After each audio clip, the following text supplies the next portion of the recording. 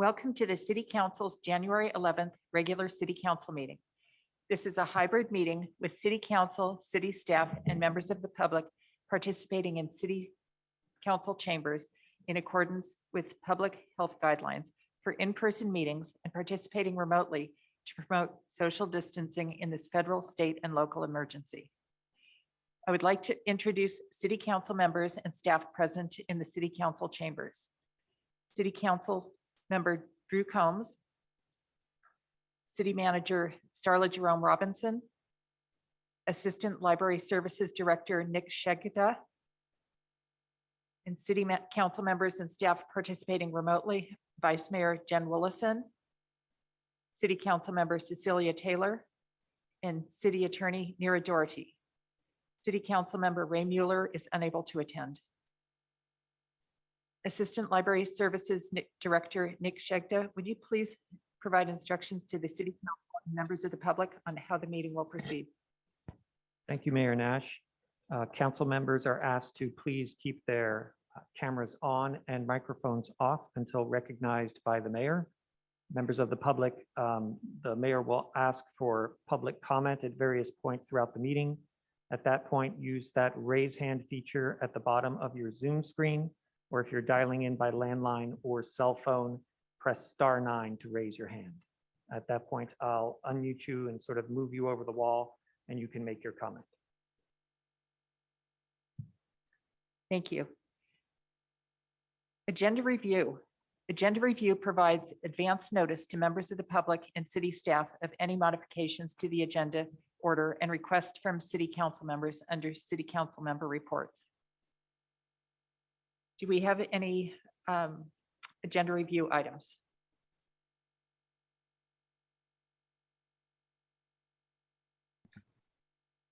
Vice Mayor Willison.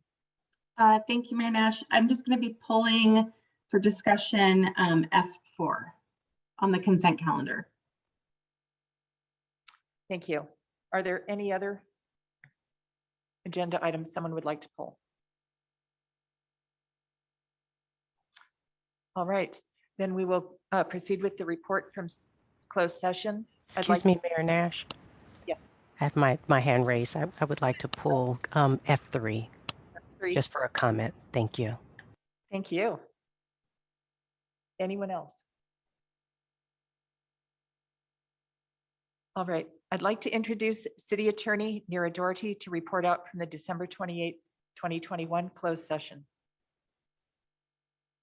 Thank you, Mayor. There is no reportable action from the meeting. Thank you. And now I'd like to introduce City Manager Starla Jerome Robinson to introduce the new Finance Director. Thank you, Mayor Nash. And I will be turning this over to our Interim Administrative Services Director, Teresa De La Santa, to introduce our new Interim Finance Director. So Teresa, hopefully she's on as a panelist. Yes, I'm here. Good. All right. Thank you. Let me just join as a panelist.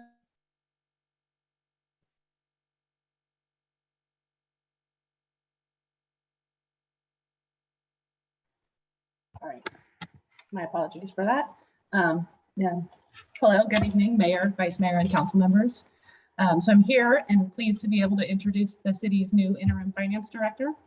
I should note that due to the surge in COVID cases, and because many of us are still working remotely, that much of our staff here tonight are also meeting the new director for the first time. So his name is Marvin Davis, and he began his employment with the city yesterday. He joins us here tonight. I'm not sure if he's going to come on or not, but we'll leave that up to the clerk. But I'd like to give a very brief bio on him. So Marvin possesses a solid set of accounting and finance credentials in the form of an MBA degree and an active CPA license. This foundation was an excellent start in a career that grew to include leading a city's finance department. Marvin has both private and public sector experience, with the public sector part starting in 2006 as an analyst with the city of Sacramento. Marvin most recently worked for the Nevada Irrigation District as the CFO and treasurer, and prior to that, a number of positions, including the city of Lincoln as the accounting manager, Amador Water Agency as the controller, and the city of Folsom as the finance analyst. Excuse me. I'm thrilled to have Marvin on board, and it's just in time for the mid-year budget adjustments and to kick off the City of Menlo Park's 2022-23 budget. So welcome, Marvin. Really glad to have you.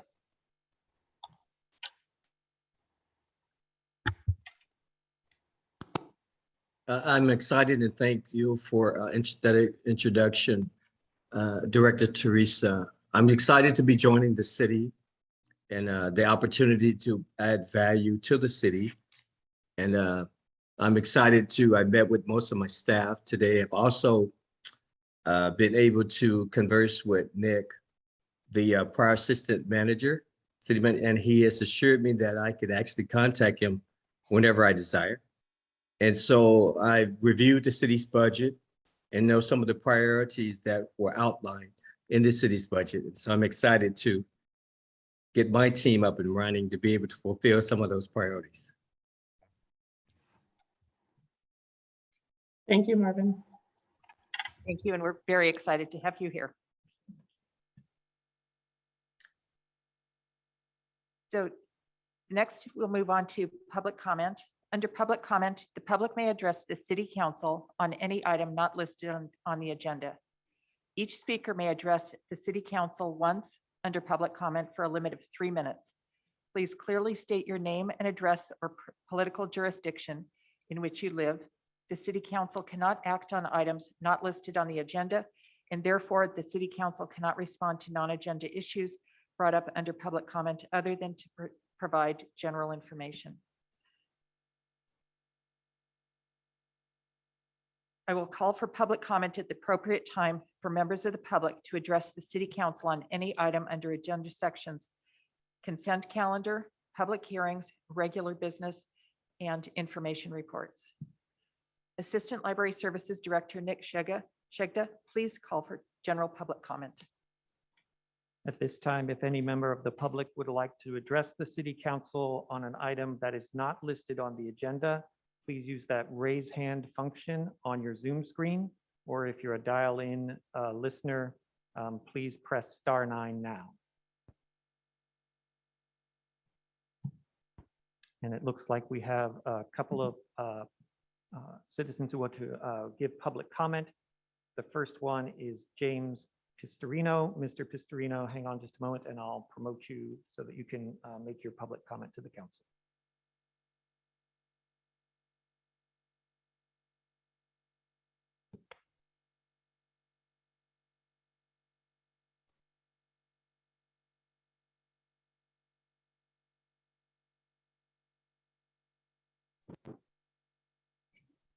Go ahead, Mr. Pistorino. Okay, can you hear me now? Yes. Okay, great. Again, my name is James Pistorino, Menlo Park resident. I actually wanted to object, I believe, to the entirety of the meeting here, because I don't believe that the agenda was posted at least 72 hours in advance of the meeting. I know I visited the city council chambers yesterday to see if it was posted publicly outside, and it was not. And also with regard to the internet access, I don't believe there was any place it was available on the internet until sometime after 11:30 today. If you go and look at the PDF containing the agenda, the PDF says it wasn't even created until last modified at 11:36 today. So I don't believe that the meeting tonight complies with the statutory requirement, both that the meeting agenda be made freely available and also posted on the internet. So I don't believe the meeting complied with either one of those requirements. So again, I would object to the meeting in its entirety. Other than, again, the city did properly post a notice of a special meeting, I think, regarding the report on the sewers and that kind of thing. Thank you. Thank you for your comment.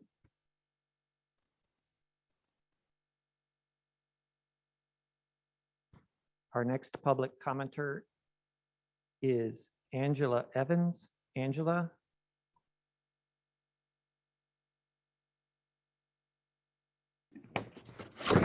Thank you. I'm Angela Evans. I am Vice Chair of the Environmental Quality Commission. I just wanted to provide what I believe is a feel-good, if you will, public comment. It's not an agenda item, but it's about a project I'm helping to oversee on the Environmental Quality Commission. And of course, relevant staff is already looped in. As many of you know, my commission is working to enable 3 potential retrofit and electrification pilots in our city in partnership with Block Power, a clean tech company that provides turnkey retrofit services, often with workers from low-income and marginalized communities.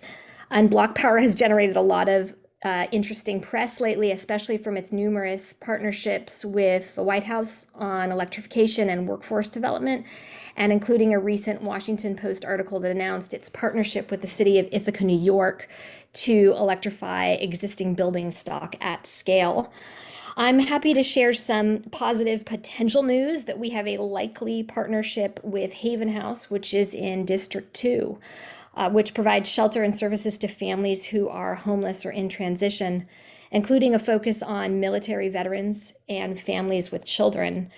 And Haven House is part of the larger Life Moves nonprofit organization that provides homeless shelters up and down the peninsula.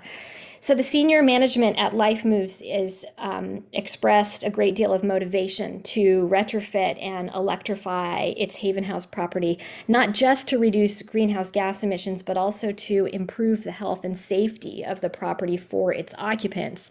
And a big piece of this would be potentially new cooling systems, which, as you know, are automatically part of the package when you install heat pump technology, because by virtue of its inherent design, it automatically enables the 2-in-1 heating and cooling.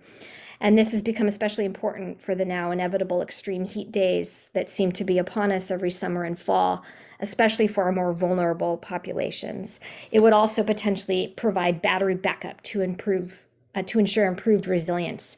Equally exciting is that Life Moves has verbally expressed its interest in going beyond Haven House and retrofying and electrifying all of its 26 properties with Block Power from San Jose to Daly City. Also noteworthy is that these projects are designed by Block Power to move forward without any financial support or any staff time needed from our city. This is consistent with Block Power's model to provide a turnkey service that eliminates what we've often referred to as the quote hassle factor for cities and building owners. As this partnership finalizes, I will continue to keep all of you looped in. And I have provided detail about Haven House, but please know there's 2 other nonprofit organizations that we're looking to partner with in our District 1. I'll provide more details. Thank you. Thank you very much for your comment.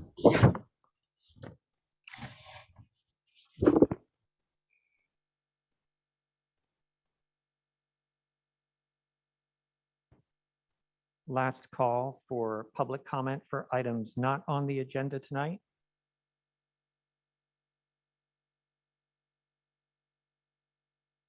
And seeing none. Mayor Nash. Thank you very much, and thank you for the public comment. I'd like to turn to City Manager Starla Jerome Robinson to respond to the commenters. Thank you, Mayor Nash. So regarding Mr. Pistorino's earlier comment tonight, it is my understanding from the city clerk that the agenda was posted at 7:30 on Thursday night. Thank you. Thank you very much.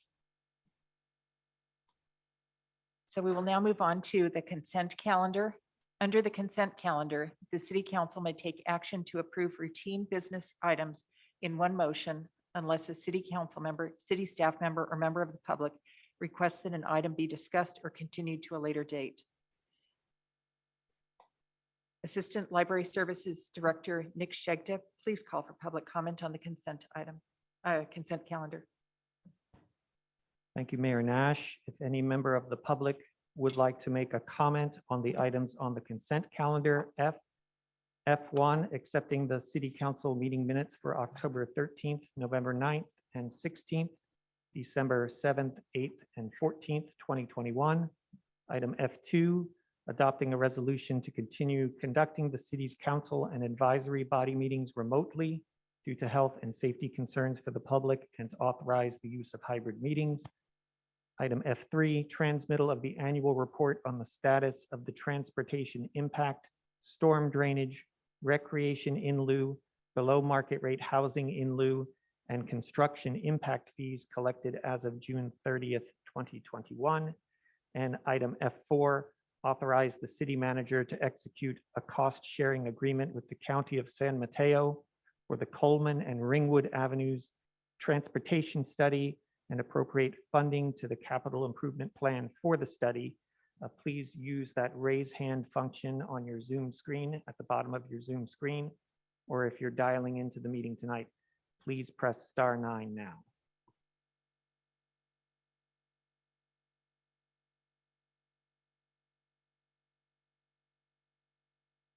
I'm seeing no hands raised for public comment on the consent calendar. Thank you very much. And I believe we had 2 items that were pulled. Councilmember Taylor, I believe you pulled item F3. Would you like to make your comments? Yes, please. Thank you, Mayor Nash. My comment on this is just, I want to give direction this evening to bring this item back at some point for a follow-up discussion on guidelines, regulation, and restrictions on impact fees. Thank you. Thank you. And F4, would Vice Mayor Willison. Thank you, Mayor Nash. So this is about studying safety and transportation options on Coleman and Ringwood. And I'm thrilled that the county and that board president, Don Horsley, has made this study happen. So I wanted to thank the county.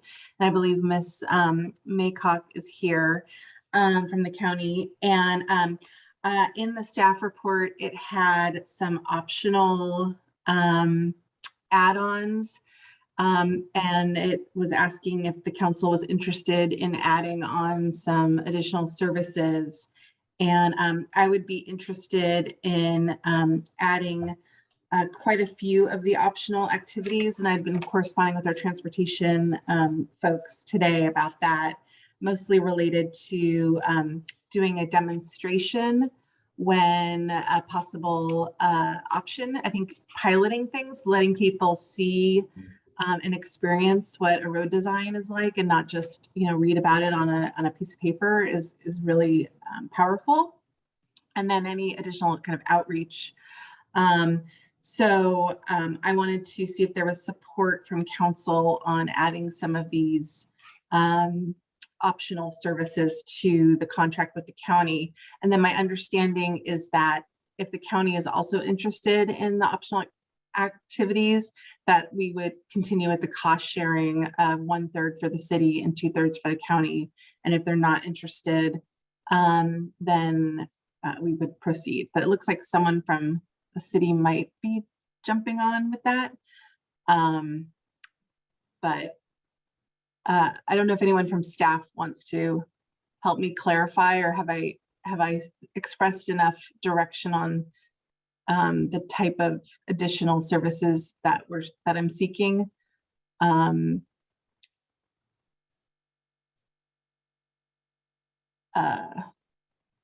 Or I guess I would, there's Mr. Law.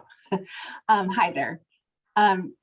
So are you clear on what it is? Because I know we corresponded and some things might not need to be decided right now, but I guess what type of direction that I'm trying to communicate would be most effective for you? I guess the activities related to outreach and especially kind of that piloting are the ones I'm most interested in. And then I think staff's interested in additional analysis and reporting. So I'll turn it over to you. Thanks. Thanks, Vice Mayor Willison. Hugh Louch, Assistant Public Works Director for Transportation. So yeah, the way this item is structured here, the funding amount that we're requesting would cover the ability to add those optional tasks at a later time. So we have flexibility essentially to fund either all of them at 1/3 or some portion of them at a greater amount if for some reason the county didn't want to pursue those, or we couldn't reach agreement on pursuing those collectively. but we don't see a need to act on any of those now, but definitely appreciate direction from you and any of the other city council members, of course, on items that you think might be especially important for us to consider as we pursue this study. Okay, thank you so much, Mr. Locke. And I do want to apologize to Ms. Malmo Laycock. I think I merged your two hyphenated names into one name. Yeah, again, I just want to say how excited I am. That's great that you don't need formal direction, but I did want to give the council a heads up that this is a project that is very near and dear to my heart. I think it can serve a lot of residents, both in the county and on my side of the city that are trying to get to MA, and the different schools that we have. And I'm really excited to see this move forward. So I look forward to the council's support, and I look forward to hearing updates from the staff and from the county and everyone about this project as it progresses. So I don't think I need to make any formal motion or anything about it, other than approving it with the consent calendar, unless any other council members obviously want to comment on it. Thank you very much.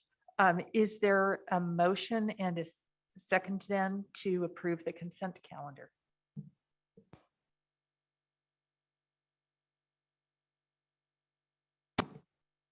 Vice Mayor Wollaston, are you making the motion to approve?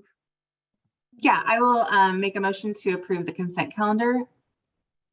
Thank you. And is there a second? I believe Councilmember Taylor has her hand up for second. Councilmember Taylor, thank you. So the motion is to approve the consent calendar items F1 through F4. Motion made by Vice Mayor Wollaston, seconded by Councilmember Taylor. Are there any further council member questions or discussions? If not, we'll proceed to a roll call vote. Councilmember Combs, how do you vote? Yes. Member Mueller is absent. Councilmember Taylor, how do you vote? Yes. Vice Mayor Wollaston, how do you vote? Yes. And Mayor Nash, how do you vote? Yes. And the motion to approve the consent calendar passes unanimously. Thank you. Thank you very much. Next, we would go to the public hearing. This public hearing is a formal proceeding held in order to receive testimony from all interested parties on a proposed issue or action. Tonight's public hearing is regarding the adoption of resolution number 6693, adopting required findings and authorizing city to execute an energy services contract pursuant to Government Code Section 4217, and authorizing the city manager to execute an agreement with NG Services US Inc. to design, construct, operate, and maintain clean energy infrastructure for the Menlo Park Community Campus project in an amount not to exceed $5.72 million to design and construct the clean energy infrastructure, and appropriate $5.72 million from the assigned and unassigned funds in the general fund for the project, and finding the project exempt from the California Environmental Quality Act guidelines. I'd like to introduce Sustainability Manager Rebecca Lucky. Good evening, Mayor Nash and council members. Just give me a moment here to bring up my presentation.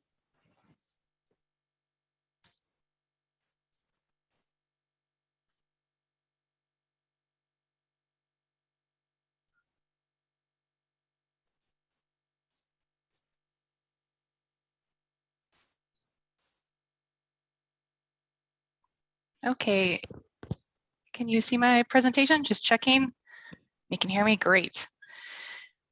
So again, good evening, Mayor Nash and council members. Rebecca Lucky, Sustainability Manager for the city, here to present consideration of awarding a contract to NG US Services to construct and operate and maintain clean energy infrastructure for the Menlo Park Community Campus, known as the MPCC project. And I do want to just clarify that the name of the facility hasn't been determined yet. It is just known as the project right now, so it will be determined at some later date, as I understand. So a bit of background on this clean energy infrastructure and what it includes. The foundation of it really includes photovoltaic solar panels plus battery storage, which is known as a microgrid. It also includes solar thermal pool heating that is to be placed under the solar panels because solar panels get very hot. So it helps to maximize energy efficiency of the overall system and using electricity from the grid. It also includes installing 27 electric vehicle charging spaces. I think I may have been remiss in my past discussions on this with you and not explaining what a microgrid is.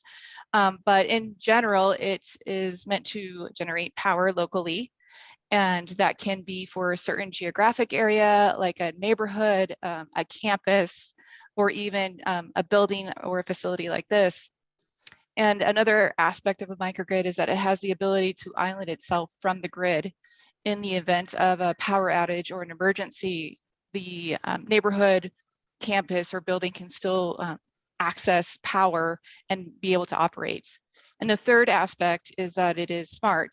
It is able to kind of understand usage times, as well as figure out how much energy needs to be put up in the backup area so that there's enough power for in the event of the emergency. So it does maximize on savings by using energy efficiently with the users of the building or in the neighborhood or on the campus. So implementing this project is consistent with implementing the 2030 Climate Action Plan. It really hits on two goals.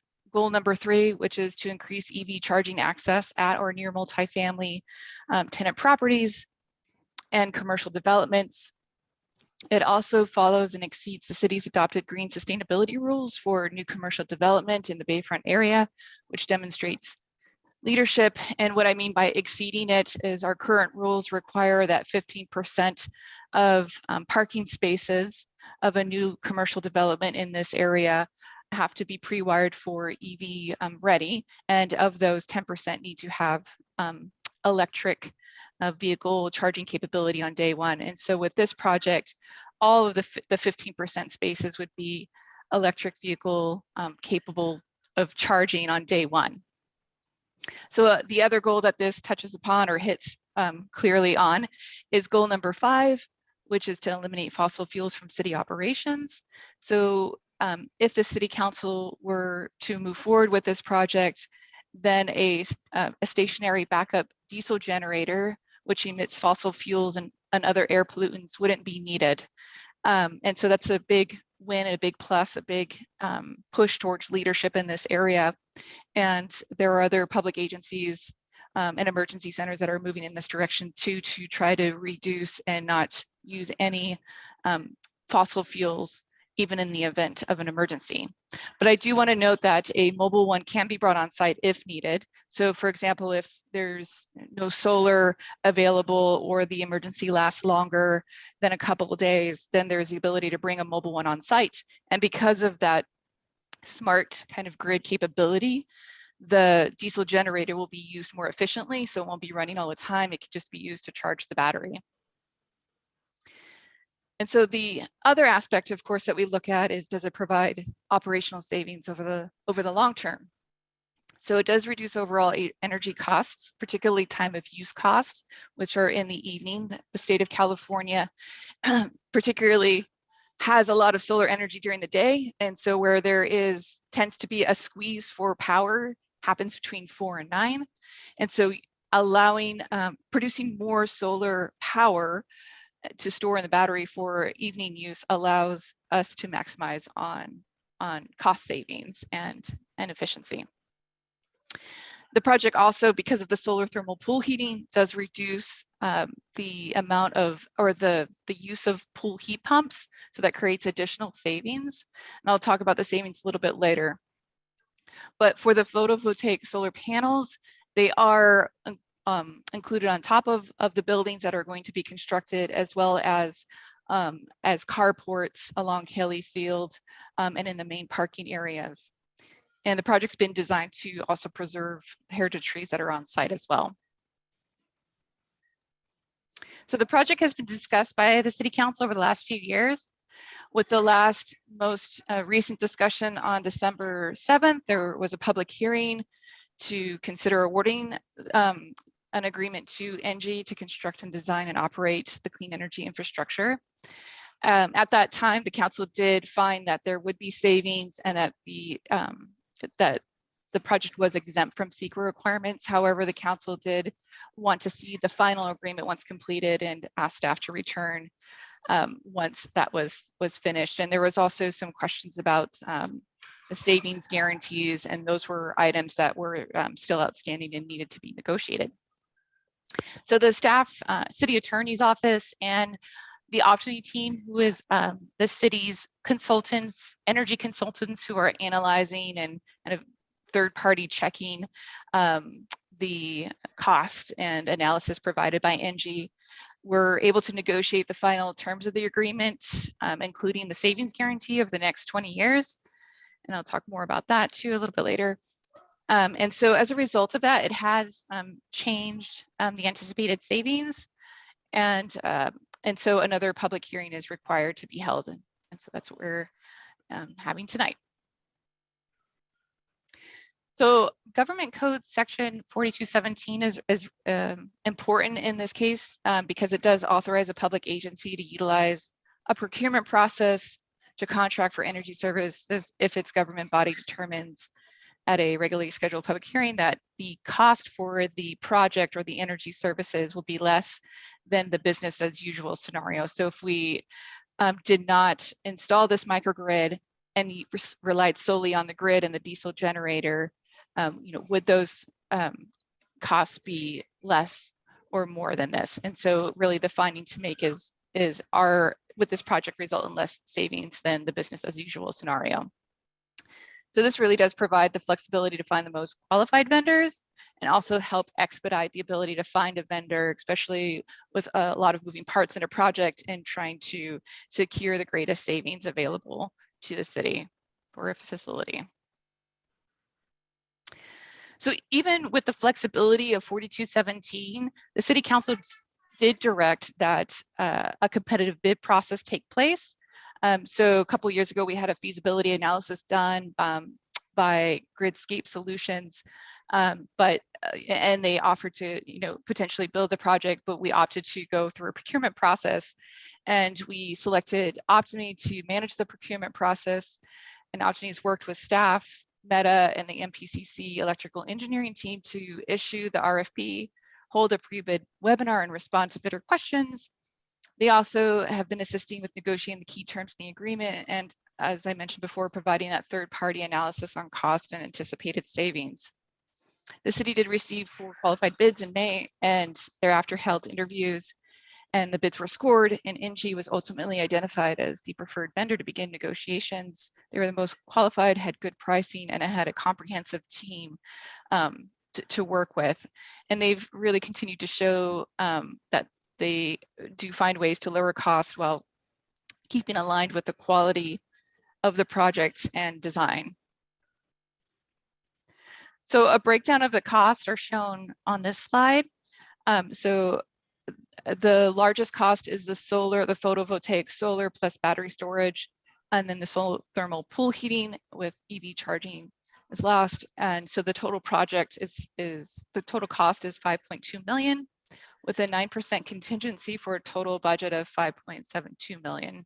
And as I noted before, ENGIE has reduced prices for solar thermal pool heating by 10%.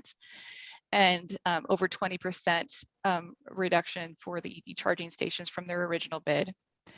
And so the contingency funds, the 9%, can be used for any remaining carport design elements and unforeseen circumstances that are approved by the city. So the anticipated savings finding that the council would need to make at this public hearing under the 4217 is shown here. And the analysis shows savings anticipated from years 20 to 30. The warranty on these items, like the solar photovoltaic panels, has a 25-year warranty. It is anticipated that the products will continue to work beyond 25 years. So year 30 is included, but doesn't necessarily have to be considered as part of the decision tonight. But for reference, there is the ability for the city to continue to experience savings. And I would just also add that, you know, this technology is evolving, and it's likely that the city could experience more savings in the future. There are aspects now where electric vehicles can provide backup power in the event of emergency, where they can plug into electric vehicle charging stations and provide power to buildings. So there's this two-way kind of to kind of fulfill power needs during emergencies. So in year 20, the anticipated savings using the contingency is about 1.6 million. And if no contingency is used, it's about $1 million. And so I'll add that this includes the operation and maintenance cost. So the payback would be achieved around year 17 or 18. And as I mentioned too, the savings guarantee was negotiated, so for up to 90%. So this means that if the system fails to perform in a year, that we don't achieve the 90% savings that are outlined in the agreement, then NG would have to pay the city the difference. So if, for instance, the system does not operate at 90% or providing the city with 90% of savings, then the anticipated savings would still be experienced not as great if it was working at 100%, but it's between 0.6 million and $1.4 million, depending on if the contingency is used. So from the last meeting in December, on December 7th, the cost did increase because we did negotiate the savings guarantee to be trued up on an annual basis versus on a 3 to 5 year basis. So there's additional cost in that area. But we also did add in what the savings were for not having to have a stationary diesel generator that you would have to operate and maintain.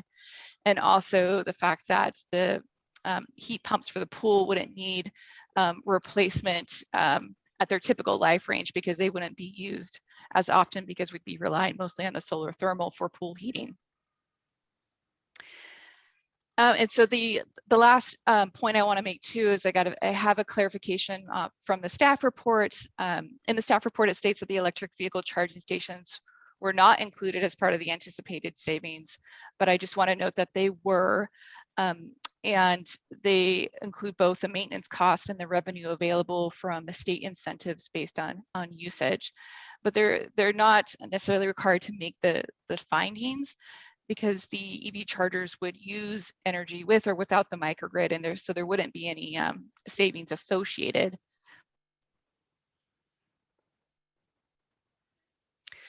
So as part of the action tonight too, there's a request to make a CEQA finding on the clean energy infrastructure, and that's based on, and the finding can be made based on January 12th, the City Council did find the demolition and building of the MPCC project categorically exempt. And this includes any related elements to the project, such as the renewable microgrid, solar thermal pool heating system, and EV charging. It also includes an appropriation for the action sign, appropriation of $5.72 million. And that would be for the design and construction of the microgrid. And we do want to note that the operating costs are separate from the appropriation, and they'll be included as part of the annual operating budget approval by the City Council every year. And the savings that would be generated from this project would be allocated to the general fund.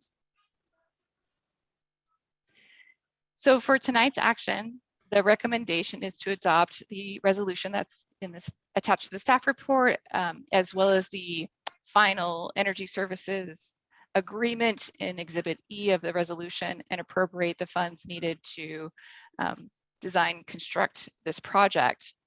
And that involves authorizing the city manager to execute the agreement with NG Services, and to appropriate $3.22 million from the general fund and $2.5 million from the Economic Stabilization Fund, and to also find this project exempt from CEQA. I'd be remiss if I didn't mention all of the others who were involved in this project. And behind all of these folks, there is a whole nother team of people that the list would be very long to try to include in one slide, but we do have them available if you have specific questions. I have Byron Pachter from Optimy and John Paul Jewell from NG, Joan Cox from the City Attorney's Office, and Justin Murphy, our Deputy City Manager. With that, that concludes my presentation. Thank you. Thank you very much for that excellent presentation.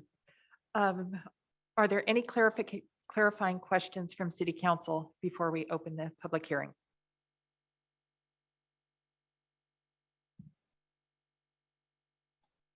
All right, I would like to open the public hearing. Assistant Library Services Director Nick Sjegta, could you please call for public comment on this item? Thank you, Mayor Nash. If you would like to make a comment on item G1, and bear with me because it's a little long here, the public hearing regarding the adoption of resolution number 6693, adopting required findings and authorizing the city to execute an energy services contract pursuant to Government Code Section 4217 and authorizing the city manager to execute an agreement with NG Services US Inc. to design, construct, operate, and maintain clean energy infrastructure for the Menlo Park Community Campus project in an amount not to exceed $5.72 million to design and construct the clean energy infrastructure and appropriate $5.72 million from the assigned and unassigned funds in the general fund for the project, and finding the project exempt from the California Environmental Quality Act guidelines. Please raise your hand using the raise hand function at the bottom of your Zoom screen, or if you're a dialing in attendee, please press *9 now.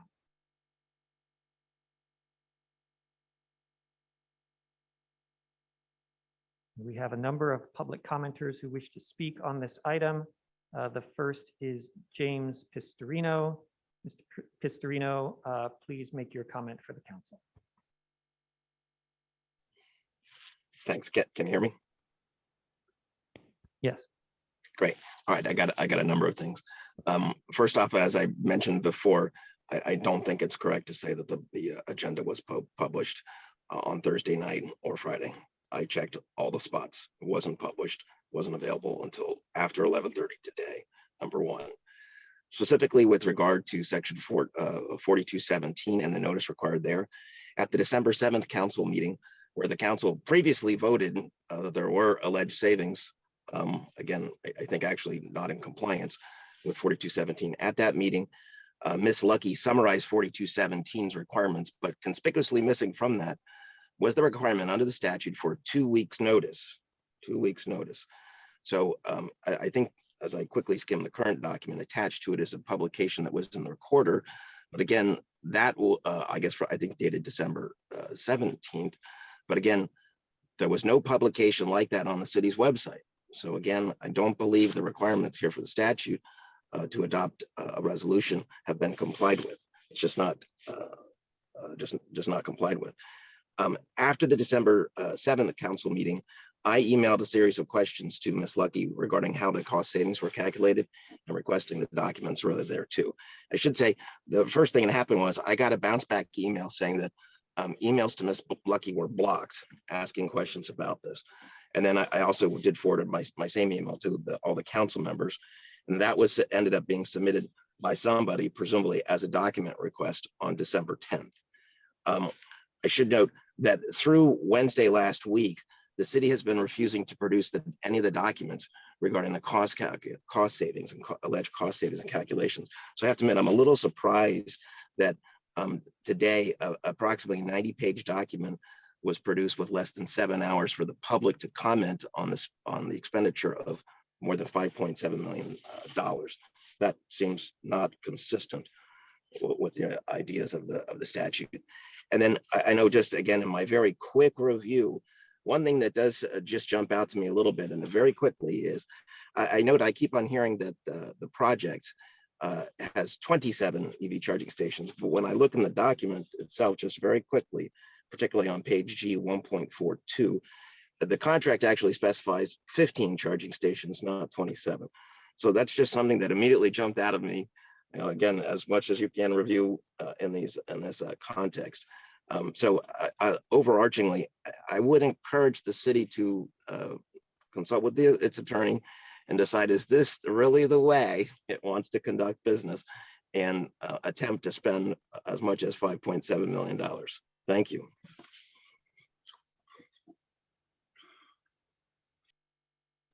Thank you for your comment.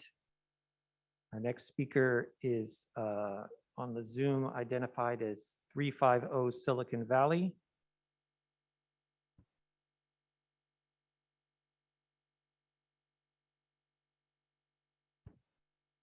And if you could identify yourself, and you can begin your comment to the City Council. Hi, this is Frankie Sturti, Climate Team Leader for Menlo Park. Can you hear me? Yes, we can. Great.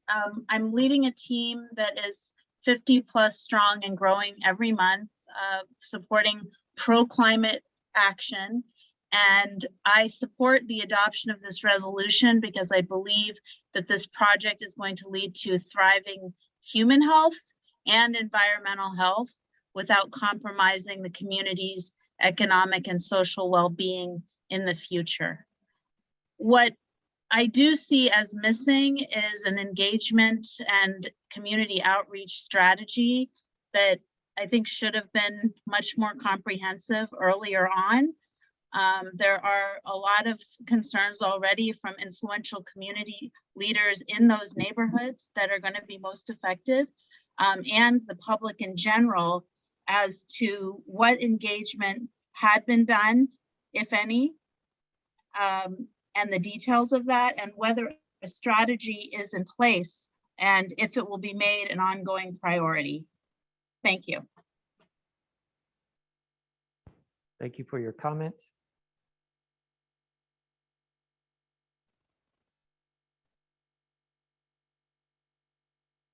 Are there any other public comments on item G1?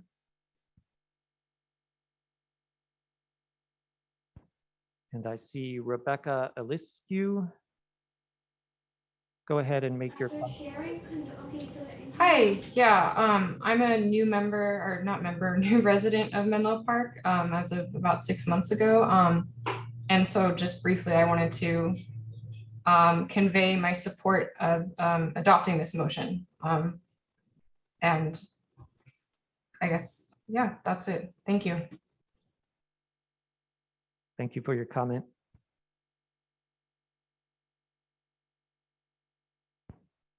Would anyone else like to make a comment on item G1?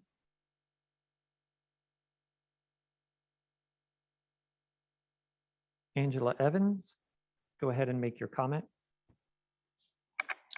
Thank you. Although I am vice chair of the Environmental Quality Commission, I'm just speaking as an individual here.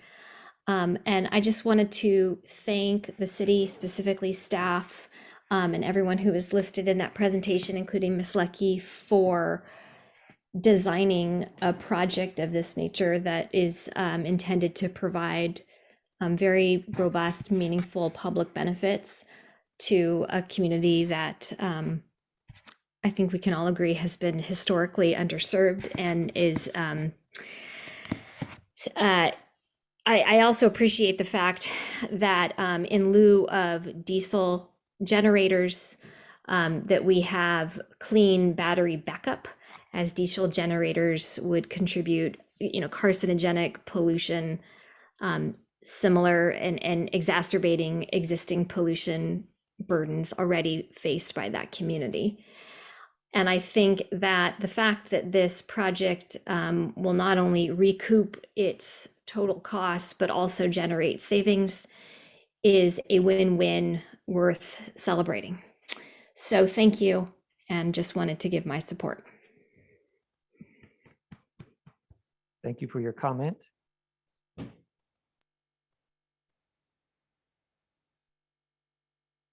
Are there any other public comments on item G1?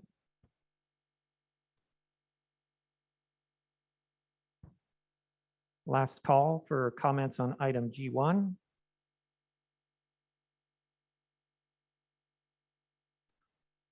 And seeing no more comments, over to you, Mayor Nash. Thank you very much. I will now close the public hearing and open for city council discussion. But first I would like to see whether the city manager or city attorney would like to speak to any of the public comments. I would defer to the city attorney on this. Thank you. Thank you, Mayor. I'm going to introduce my partner, Joan Cox, who's been working with Rebecca and can speak to the comments regarding notice for this item raised by Mr. Pistorino. And if there are any other pieces of the public comment that the council would like us to address, please let me know.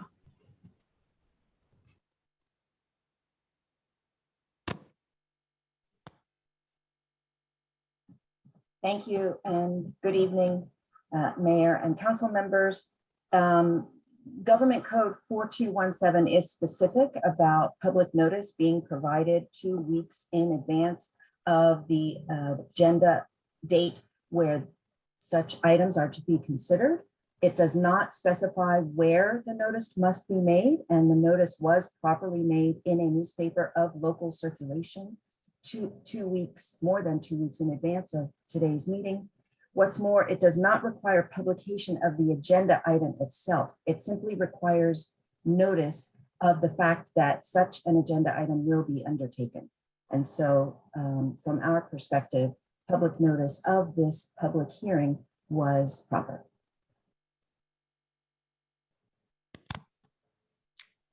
Thank you. Any other comments that on this topic? Mayor right. Nash, Yes. if I could just, Please. what publication was the notice provided in? I don't think I got that. So I believe it's attached to the staff report, but perhaps Rebecca can. I believe it was in the Examiner and it was provided in both Spanish and English.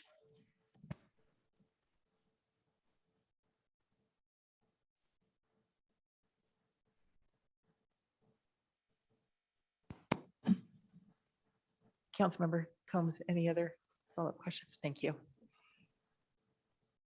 And I was wondering if our public information officer is available and Mr. Curtin and wanted to speak at all about the public outreach, or if that's just give him, if he would like the opportunity. There's no need to.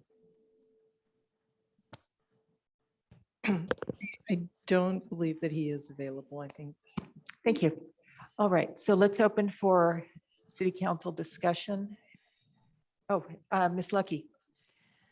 Thank you, Mayor Nash. I just wanted to clarify a couple of the points that were made in the comments. So for the EV charging stations, it's 27 capable charging spaces. So each charging station has 2 ports if it's a level 2. If it's a level 3, then it has 1 port. So that's kind of where the calculations are on that front as well.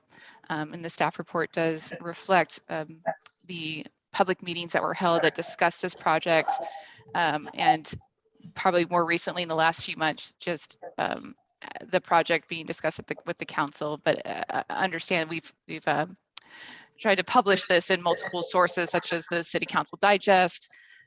We've emailed and texted to subscribers of the project page, so that there's been a good faith attempt to at least reach out about this meeting to folks interested. Thank you. Other comments?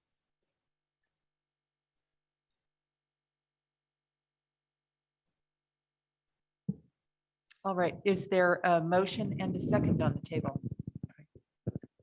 Councilman, Vice Mayor Willison. Yeah, I move to adopt the resolution as stated. And Mr. Shegda, do I need to read this whole thing, or will you read it when you? I move to do what this says.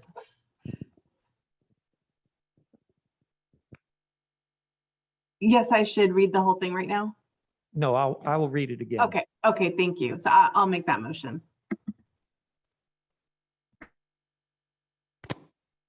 Thank you. And is there a second? I actually have a question. Oh, Councilmember Combs. Yeah, thank you, Mayor Nash. So I just wanted to say that, and maybe I do have a second. Obviously, we've seen this a couple of times, a few times now, and I've been supportive in the prior times, and I remain supportive. But there just was a couple of questions I wanted to, since we are seeing this again now, that I wanted to follow up on with Ms. Lucky. What are, first of all, you talk about the guarantee of the 90% savings. And if that's not met, then NG will sort of make us whole in a financial sense. Is that the extent of their obligations? Is there any obligation to make the technology work as promised at this moment?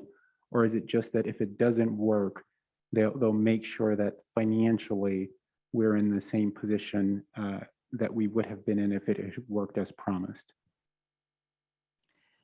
Thank you, Council Mayor, not Mayor, Councilmember Combs. I'm transitioning as well. I would defer to NG Representative John Paul Jewell, but my understanding is it would make it whole. There are warranties on the product, so they should perform as spec'd out in the agreement. And again, if it doesn't perform, then the city is made whole up to 90%. And I believe John Paul Jewell has popped on to further address this. Thank you. Yes, thank you, Rebecca, and good evening, Mayor, Vice Mayor, and Council. Thank you for having us. John Paul Jewell with NG. I work locally in the Bay Area. Rebecca is correct. So our financial obligation per the contract is to make you whole as per the guarantee, but we have a local O&M team, and the guarantee motivates us to fix anything that's broken because we are on the hook year after year. And we are the DNA of our company is to help with these sustainability projects and help cities transition to zero carbon to prevent climate change. So we would love to see this working and functioning. We would not want you to be left with a broken piece of equipment. So our commitment is to, on paper, make you whole, but in reality, we have a local O&M team who will respond quickly per the contract terms and work to address any warranty claims or other issues that may come up. Thank you, Mr. Jewell. And since you're on, just a couple of follow-up questions directed to you. What is since there was a question that was brought up about outreach, community outreach, what would you say is a project that you've done in the Bay Area that is most similar to the project that's being proposed here? I know you guys have done some work for the Haywood School District. What if there was some community members that had some questions about how this looks or how this is manifested in reality, what project in the Bay Area would you point to and say, this is probably going to pan out and look most like this other project that we've done? Yeah, thanks for the question. So you're correct. At Hayward Unified School District, we built solar power district-wide, and at 3 of their sites, we also built batteries that will be using a similar technology. At that district, there is not a functioning microgrid. It's just for savings, not for backup emergency power, but structurally, it looks the same. So in Hayward, if you see any of the schools with solar canopies, and some have rooftop solar, that will be most similar to what's happening at Menlo Park. We also have a few other active construction sites, maybe a little closer in. The city of Milpitas Senior Center and Community Center both are getting a similar type solar canopies, rooftop solar, and microgrid with a battery. So that will be, that is up and it will be running by, I believe, March. And there's a few others if you want us to provide additional references or resources for the community members to go check out. All right, thanks for that. And my final question, and maybe you're not the best person to ask this, but I will. So what are the risks other than the technology not operating appropriately? like what else is the exposure here? What has and can go wrong here? So thank you for the question. I think part of the process through both the RFP and contract negotiations and working closely with staff is to try to minimize risk wherever we can. So we are only using equipment that's UL certified from top tier suppliers that we have installed throughout the state and throughout the country. You know, there are risks that, say, PG&E might delay turning on the equipment. That said, we do have members of our staff who used to work for PG&E, and we have worked through, I think at every project we see challenges, but we try to work early and coordinate closely with both city staff and, in this case, with the contractors building the community campus. We've already started even before contract, working with them to make sure things are being laid down properly and specified correctly, and to start the conversation with PG&E early so that there are no surprises when things are built and it's time to interconnect the system and turn it on. I think that's probably the biggest one, and I'll let Rebecca or Joan or others to speak to any of the other risks we work to minimize throughout the negotiation and RFP process.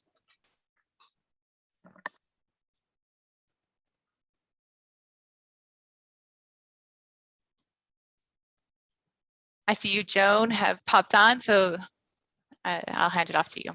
Sure, there is definitely a construction component of this, and there are always risks during construction of any facility, but we have negotiated protections for the city, including payment bonds, performance bonds, insurance, and indemnification provisions to protect the city in the event of any of those risks during the construction of the project. All right, thank you both for that answer. And I think in Mr. Joel, your answer, part of that was possibly blame PG&E, and I know there's a lot of that goes around these days. I'll second the motion on the table.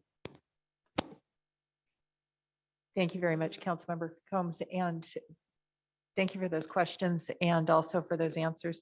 I want to address one other piece of the public comment, and that's about the outreach. And I think that we are always striving to do more and improve our outreach.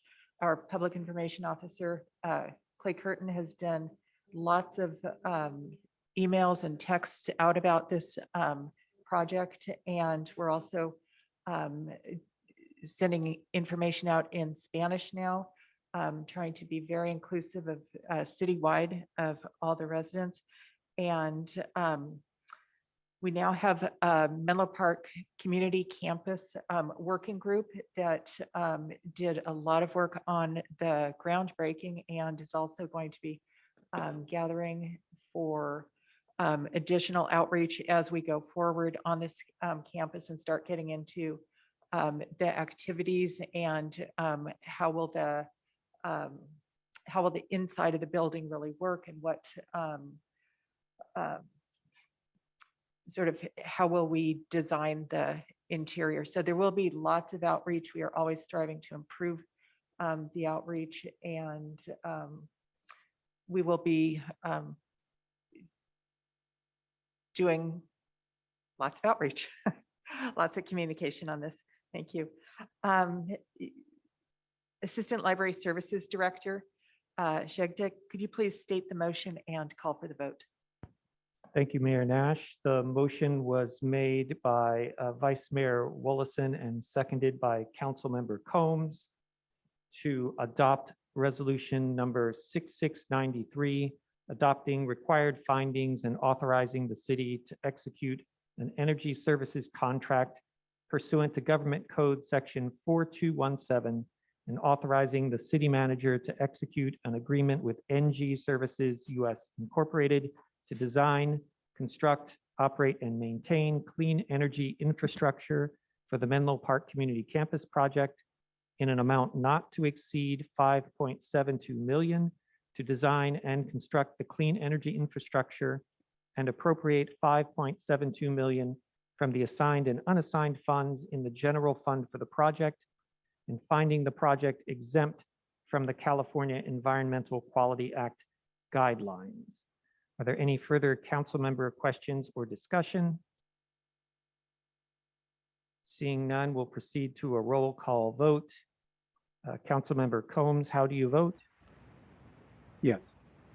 Councilmember Taylor, how do you vote? Yes. Vice Mayor Wollaston, how do you vote? Yes. And Mayor Nash, how do you vote? Yes.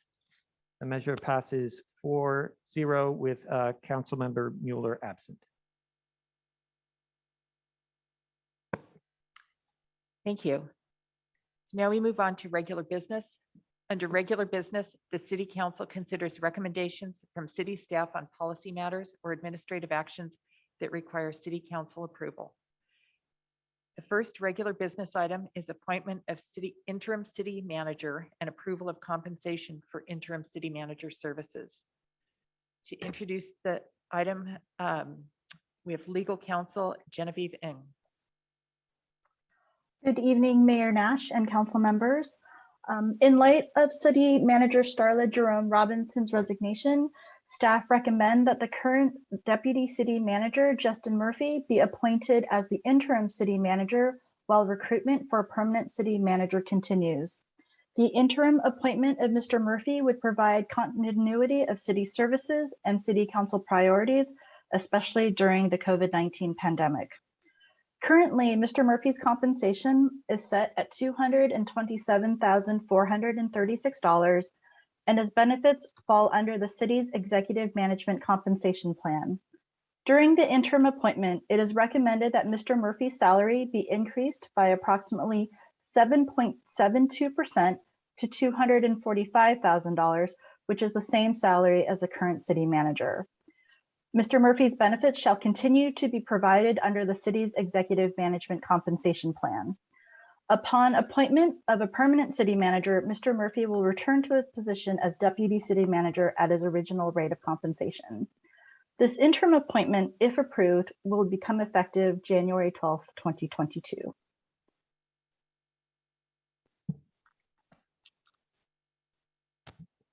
Thank you very much. Assistant Library Services Director Shegda, please call for public comment on this item. Thank you, Mayor Nash. If you would like to make a public comment on item H1, appointment of interim city manager and approval of compensation for interim city manager services, please use that raise hand function at the bottom of your Zoom screen, or if you're a dial-in attendee, please press *9 now.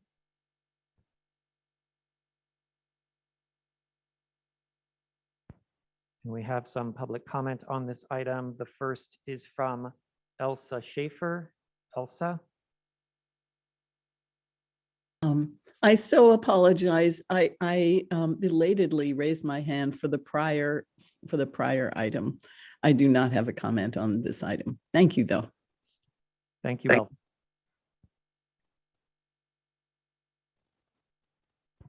We have another public comment from Katie Baruzzi.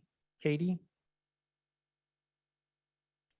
Hi, Katie Baruzzi. I serve on the Complete Streets Commission, speaking for myself. And I just wanted to welcome Justin and thank him for stepping up and say that it's cool to see somebody who's been working for the city so long and working his way up, able to take the reins in this time. And I understand that there have been a lot of staff departures and it's probably pretty tense around there.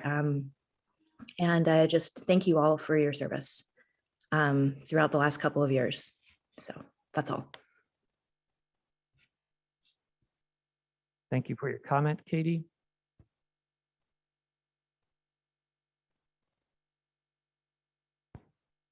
Last call for public comment on item H1.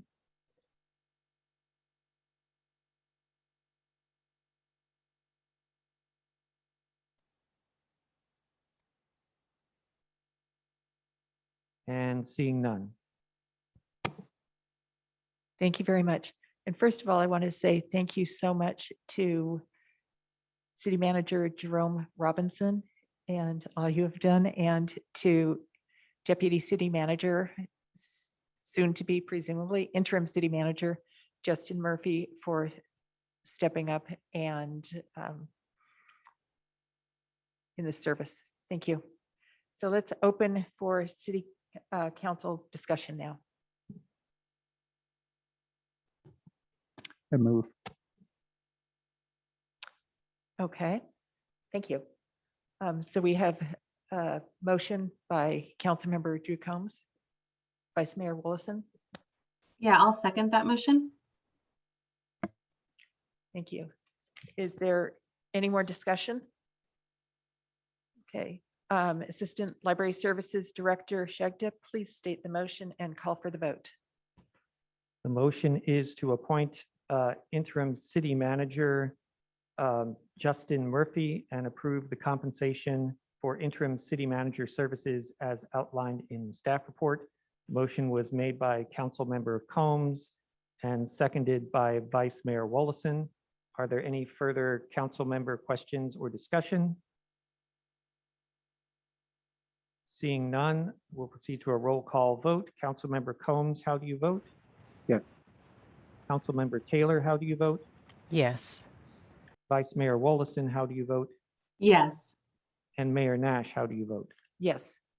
The motion passes 4-0 with Councilmember Mueller absent.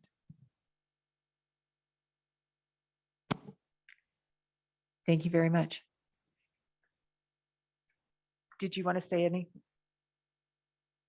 I wasn't sure. I'll defer to current city manager.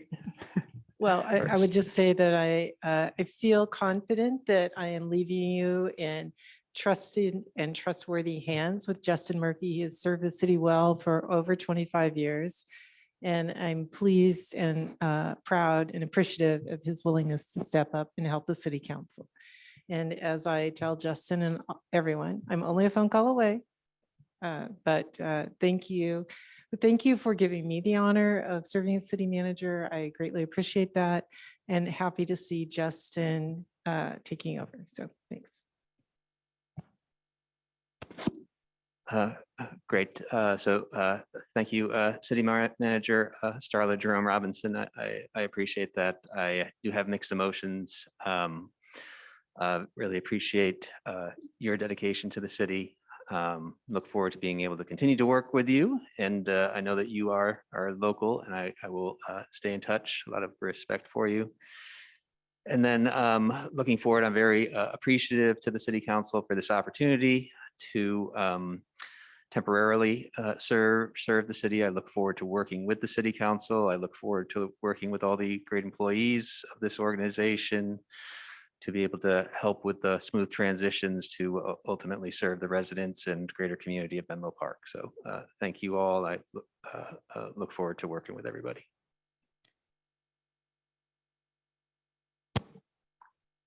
Thank you. And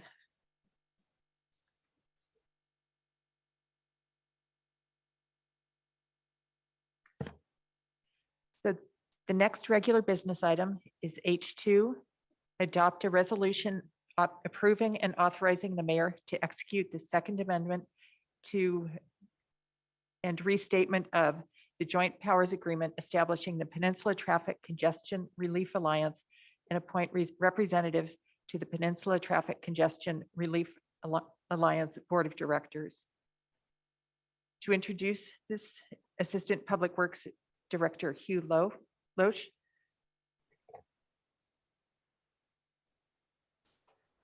Thanks, Mayor and council members. I'm actually going to pass this one over to our TDM coordinator, Nicholas Yee, who will give a quick background on the item.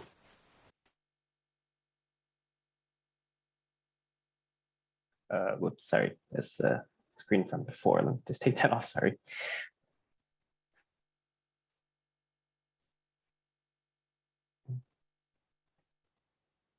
All right, sorry about that. Can everyone hear me? Okay, awesome. Good evening and Happy New Year, Mayor Nash and council members. Nicholas G., the city's Transportation Demand Management Coordinator. I'm here tonight to give you a little background to tonight's item. So just as a little background, the Peninsula Traffic Congestion Relief Agency is more commonly .org. They are San Mateo County's Transportation Demand Management Agency. So they provide services such as the shuttles. They offer community resources such as a trip tracker and prizes as incentives to promote non-driving alternatives. They're essentially a joint powers board that's comprised of up to 21 seats, which accounts for the 20 cities and towns in San Mateo County and the county itself. So currently 18 seats are filled and there are 3 vacant. And the 3 are the town of Portola Valley, which recently decided to join us, which we're deciding upon tonight, and the which is currently in the works. So it's a little more background for this is that this has been in the works over the last few years. Essentially, staff came to City Council back in May of 2018 with asking for them to adopt a resolution to join, and which actually did pass, but unfortunately due to some complications for admitting new board members and also the COVID-19 pandemic, it was put on hold. But essentially, we were trying to move this forward in coordination with our Transportation Management Association feasibility study, which did pass back in October 2021. And one of the short-term recommendations was to actually join the commute.org board as soon as possible. So essentially tonight, there are 2 asks. One is to adopt the resolution to formally join commute.org. And essentially everything would remain the same. The city would say have control of their own shuttles, and the appointment of a representative allows the city to have formal input and decision-making on the board. And then secondly, we're asking to both appoint a representative and an alternate to serve on the commute.org board. And their meetings comprise typically about 5 meetings per year. And on the line should also be the executive director of commute.org, John Ford. Any additional questions?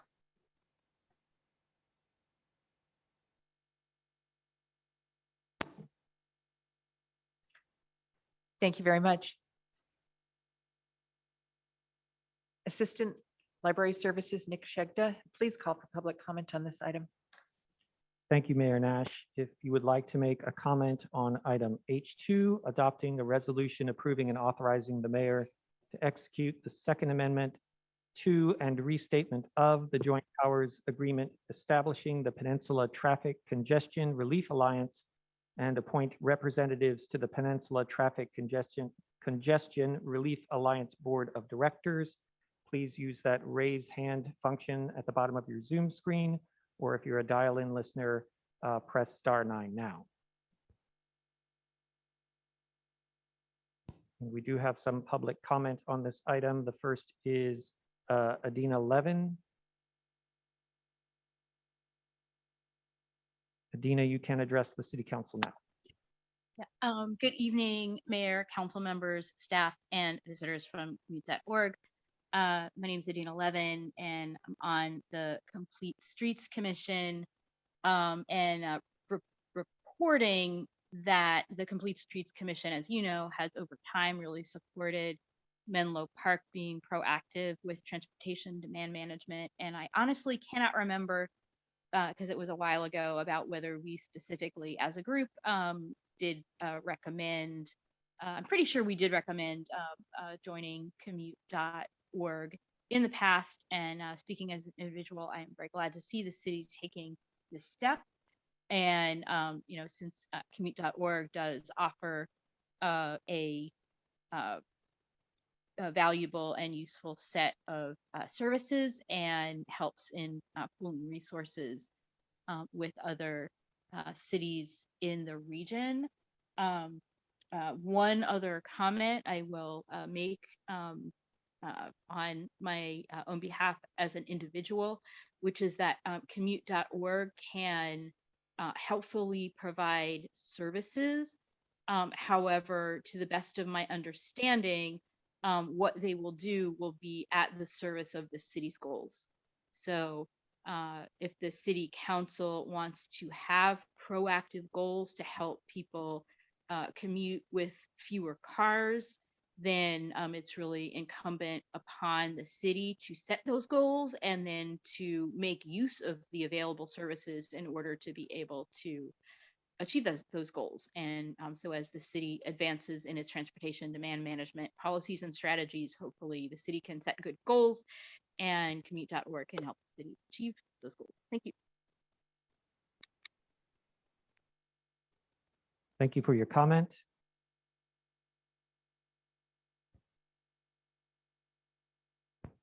Last call for public comment on item H2.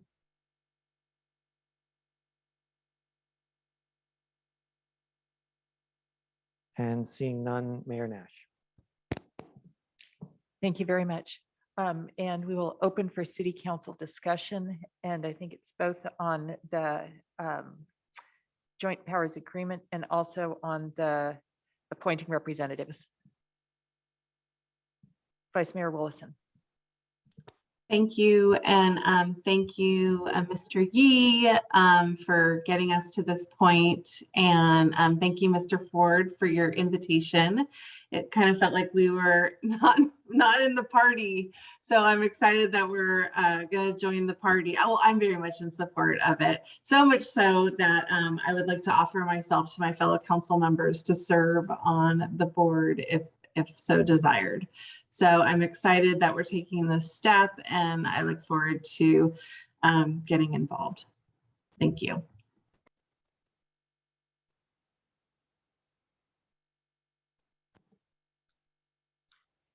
Thank you, Vice Mayor Willison. Any other, actually, Mr. Ford, did you want to make any comments or are you here in case there's questions? I am here for questions, but I would just like to say thank you for the opportunity. This has been a long process. Thank you, Nick, and the rest of the team for being patient as we went through it. I can say that as I'm watching out of the other corner of my eye, the 18th city of our current members is currently adopting the resolution to allow the inclusion of the new members. So the city of Belmont is doing that on my left, while you guys are over here working on this side. It'd be a great honor to have Menlo Park involved. We do a lot of work in Menlo Park, and I think your participation with both your staff and your city council on our agency, I think would be tremendously beneficial. You play an important role in San Mateo County and that connection to the county to our south. So very hopeful that you would join. Happy to answer any other questions. Thank you.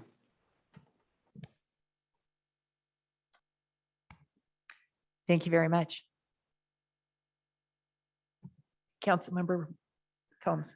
Yeah, I'm supportive. Obviously, we've had this item a couple of times, so happy to move, and also the appointment of Councilmember or Vice Mayor Willison as the representative. I'm happy to offer myself up as the alternate, but also happy to defer if there's anyone else who would prefer to be the alternate. Thank you very much. Is there any other comment, or I would be more than happy to second that with Councilmember Vice Mayor Willison as the primary and Councilmember Combs as the alternate.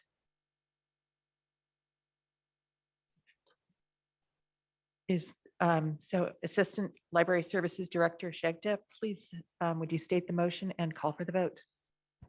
The motion was made by Council Member Combs and seconded by Mayor Nash to adopt a resolution approving and authorizing the mayor to execute the Second Amendment to and restatement of the Joint Powers Agreement establishing the Peninsula Traffic Congestion Relief Alliance and appoint as representatives Vice Mayor Willison and Councilmember Combs to the Peninsula Traffic Congestion Relief Alliance Board of Directors. Are there any further council member questions or discussion? Councilmember Combs, you have your hand raised. Is that just vestigial or? No, it's just I'll take it down now. But my vote is yes, so you can skip me. Thank you, Councilmember Combs. Moving to the roll call vote, Councilmember Combs votes yes. Councilmember Taylor, how do you vote? Yes. Vice Mayor Willison, how do you vote? Yes. And Mayor Nash, how do you vote? Yes. The motion passes 4-0 with Councilmember Mueller absent. Thank you so much.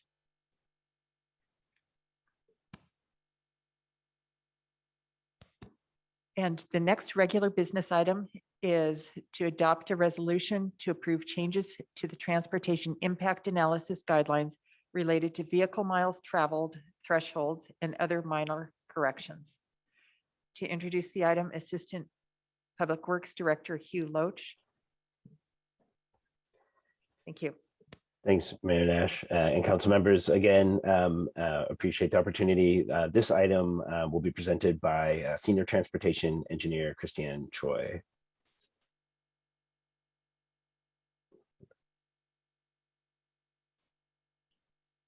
Hey, good evening, Mayor Nash and council members. I'm gonna pull up the presentation now.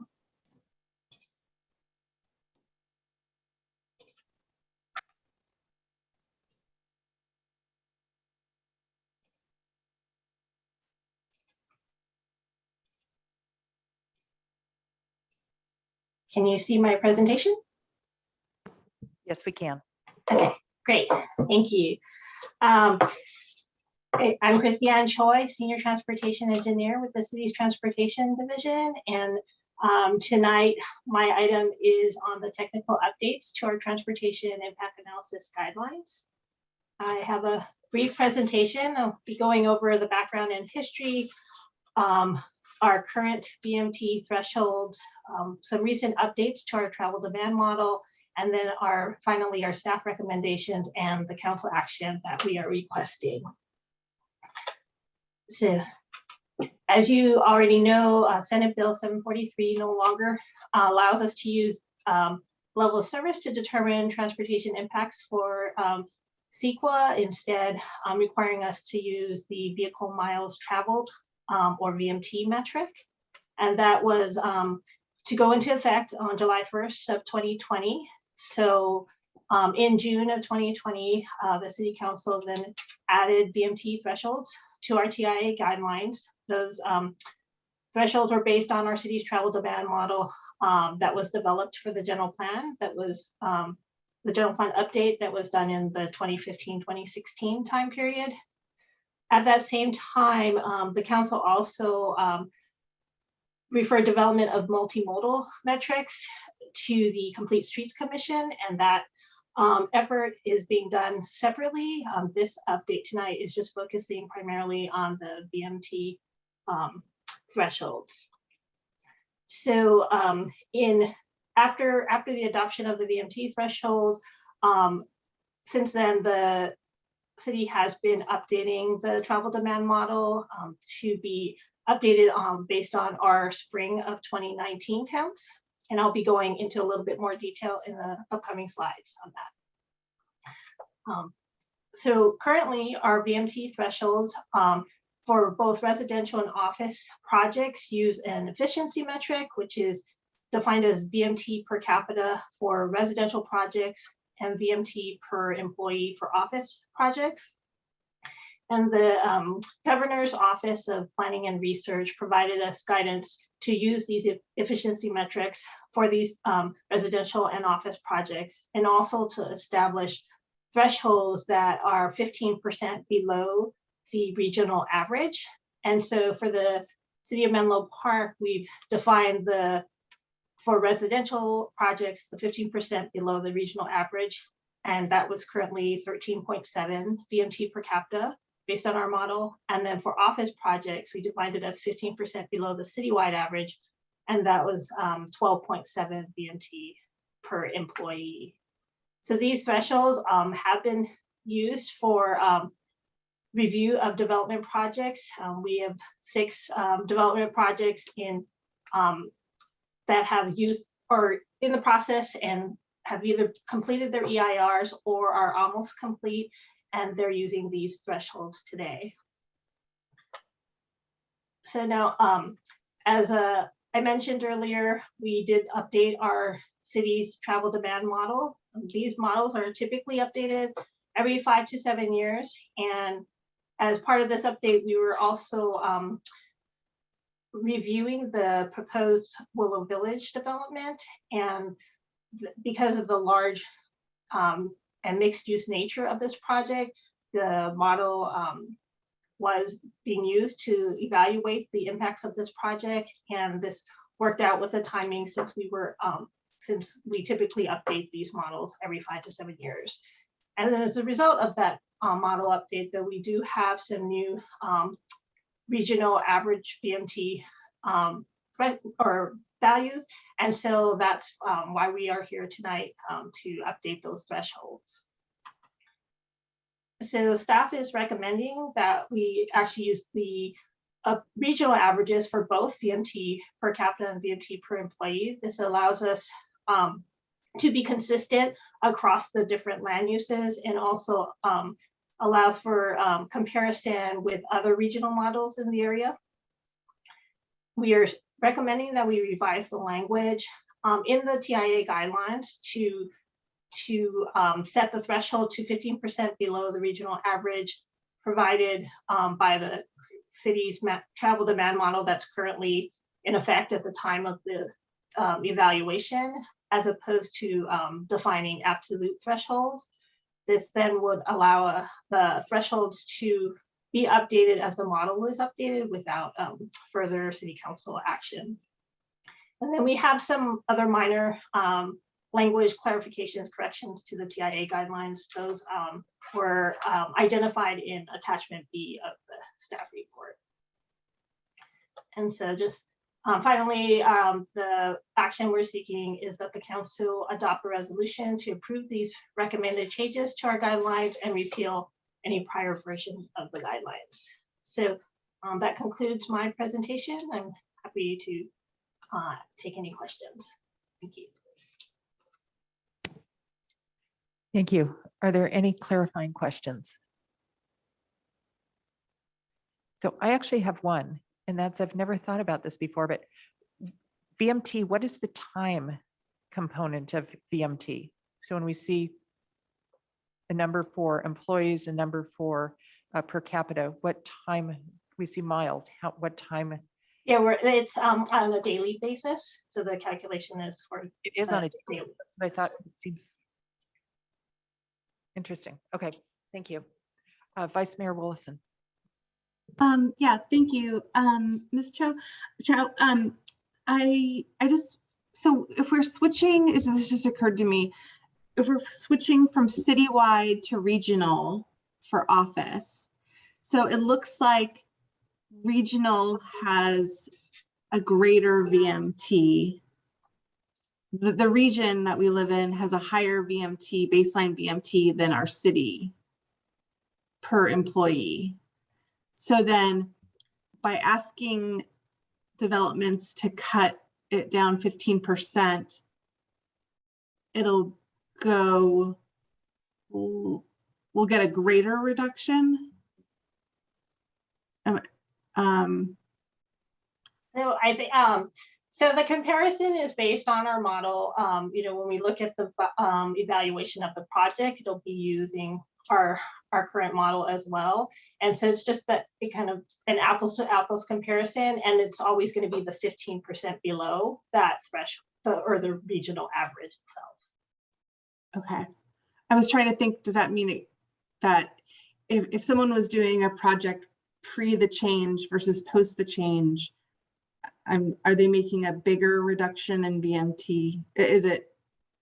So because the model kind of, it's pretty complex and it has a lot of, you know, inputs into it, you know, based land uses, demographics, the traffic counts, and other details. So the reason we're asking for this change is because when we evaluate the project, it's going to be based on whatever the current model is, and that comparison is always going to be whatever the current model kind of reports out. And so it's, we can't compare it to the prior one because it's not really an apples to apples comparison, because it's always going to be the model that was in place at that time. Okay. Okay, thank you.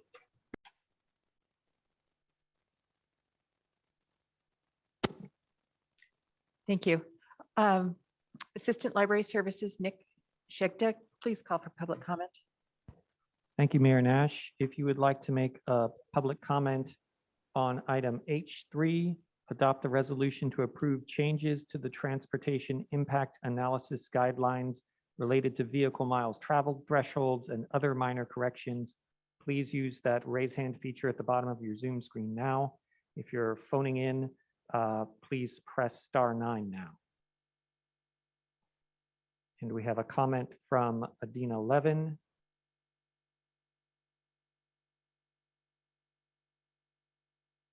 Ms. Levin, you may address the council now. Good evening, Mayor, City Council members, and staff.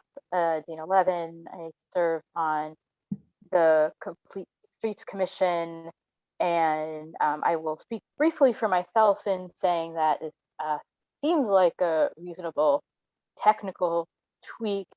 And then I will shift hats and report on activities as a Complete Streets Commissioner in saying something that we are doing in service of a goal from the City Council, which is that having in moving to BMT for environmental impact per state law, we still have the condition where the city is using level of service as part of evaluating development. And when that transition was made and the decision was made to continue to keep level of service, it was, I believe, initially intended to simultaneously develop metrics for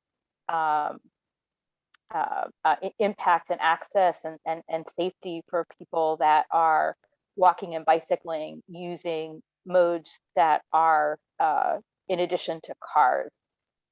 However, given the pandemic with the schedule, that is something that has not yet happened. And what that has resulted in is that when developments come forward and changes are made to support the transportation of the development, we have a situation where the city is seems to be compelled to make changes that allow cars to drive faster, but without considering the potential impacts or the potential improvements for safety. And so this is something that the City Council has said that they want to work on. This is something that the Complete Streets and a subcommittee are working with staff. And so hopefully there will be brought forward to the City Council some additional measurements to be able to look at and improve safety and not be kind of caught in a catch-22 where the way that our city processes work, they promote increased driving speed, but don't allow consideration of improved safety. So hopefully we will bring forward to the City Council opportunities to fix that. Thank you. Thank you for your comment.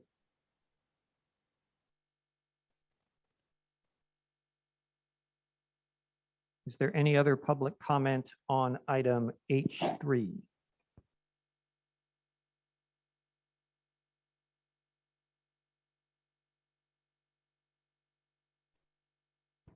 And seeing none, back to you, Mayor Nash. Thank you very much. And this topic is now open for City Council discussion.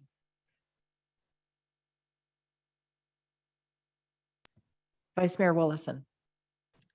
Thank you. Thank you for the presentation. And thank you to Ms. Levin for her thoughtful public comment. And I just wanted to echo and elevate the point she was making on safety. And I agree with Ms. Levin that we are seeing situations brought forward, and I believe this happened with some Gray Star projects, where because of having LOS as a measurement, that's level of service for those of you who don't know all of our acronyms, that measures car delay in intersections, that can have a kind of a conflict with safety. And so going back to the old adage, you measure what matters.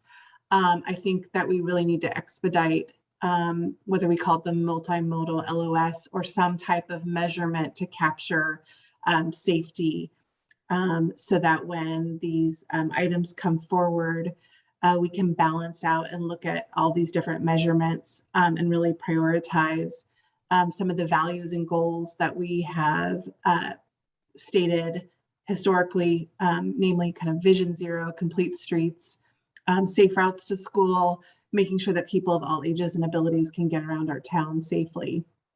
So I agree that the technical changes that are kind of being asked for in the staff report and the resolution, I'm fully in support of the tweaks, kind of the technical changes that are required of our VMT thresholds. But I would like to add some direction.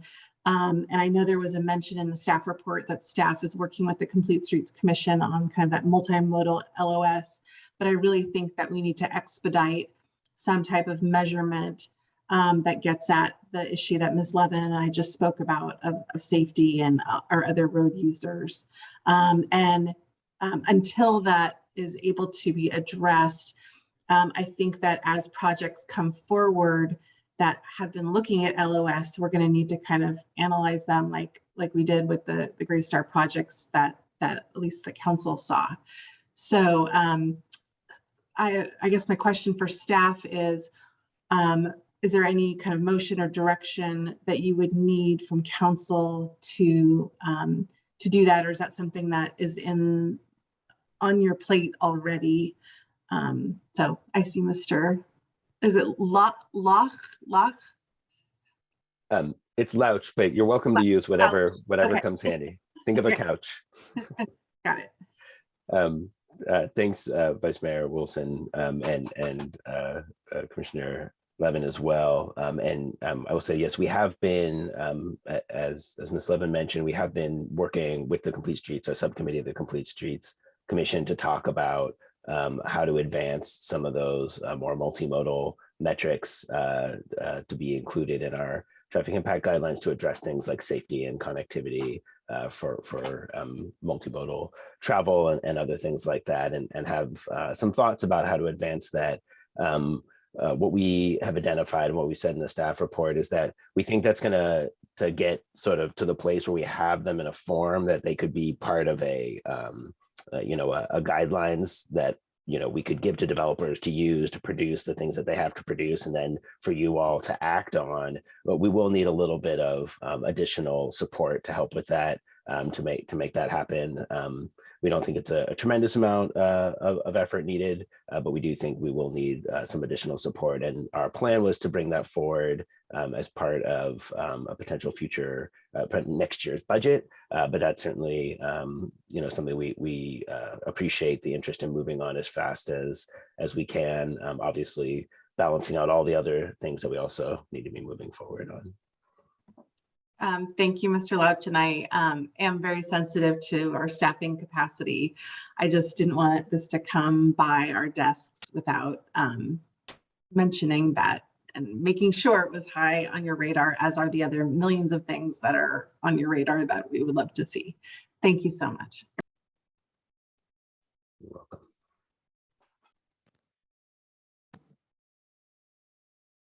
Any other council member comments? Councilmember Combs. Thank you, Mayor. Following up on the Vice Mayor and Ms. Levin's sort of line of concern, I can see how LOS seemingly could reward faster, which then you would equate with less safe driving. But do we have any evidence that there's actually a causal connection in any way? I mean, we're just sort of analyzing for a particular area, speeds. There's no sense that there's actually a connection that by looking at LOS, we're somehow actually incentivizing less safe travel, or is it, Mr. Louch or Ms. Choi? And please let me know if that's not clear, because then maybe I didn't clearly understand the direction that the Vice Mayor and Ms. Levin was going in. But and again, I think certainly this is no objection to where they're ending. But I do want to make sure that we're, even if we want to end in a certain place, we're being, very, specific about how we're getting there and the analysis that currently happens.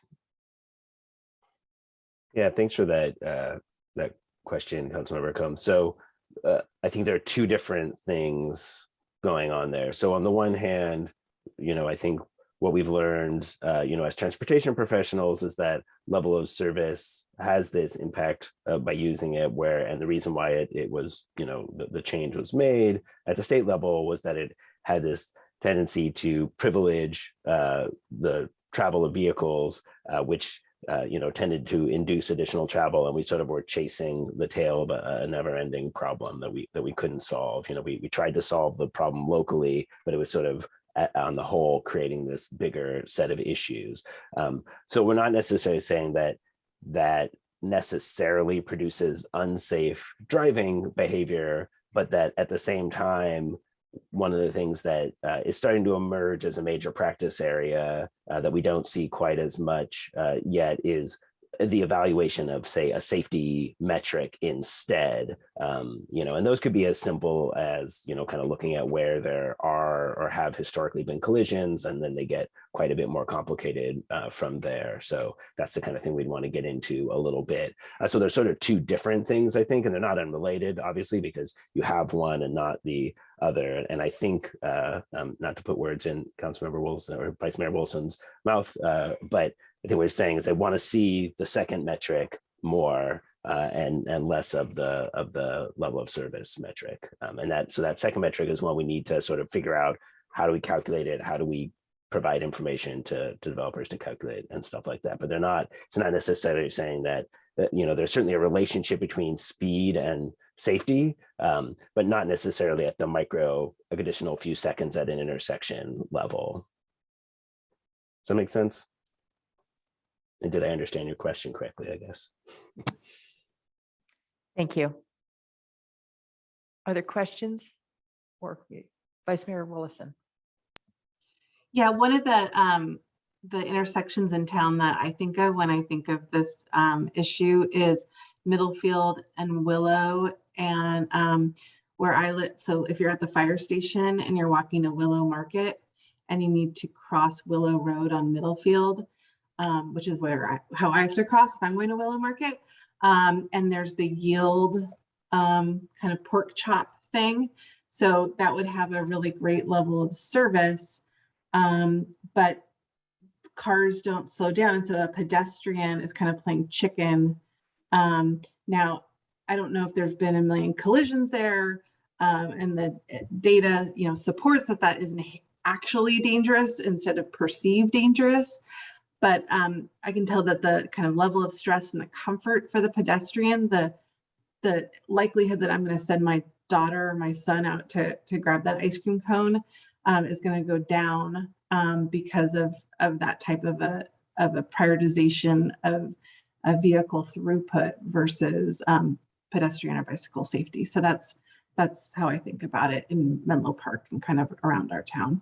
Thank you.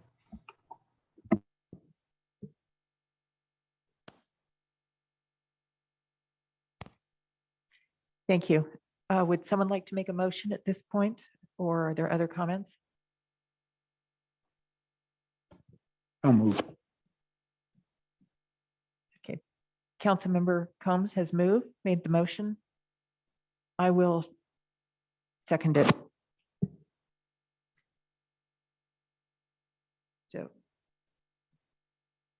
Assistant Library Services Director Nick Shega, please, could you state the motion and call for the vote? Thank you, Mayor Nash.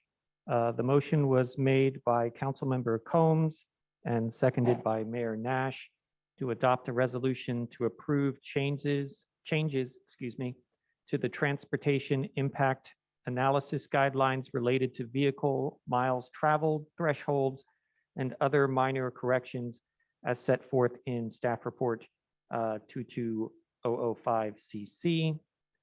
Are there any further council member questions or discussion? I guess I would just like to second the interest in getting the multimodal metrics, if that's beneficial at all. Thank you.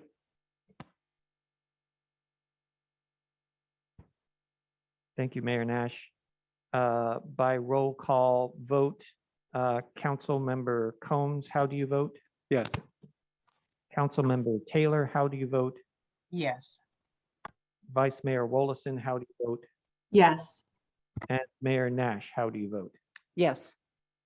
The motion passes 4-0 with Councilmember Mueller absent. Thank you very much.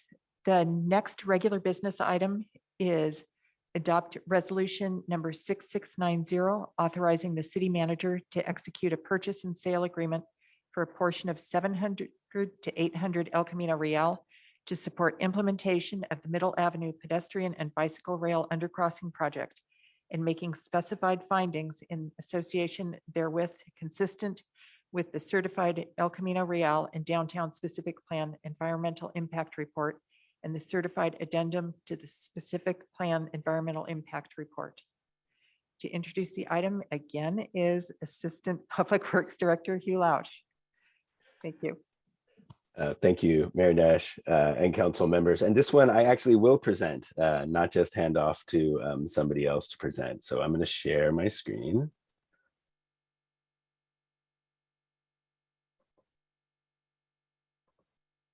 So hopefully you all can see that.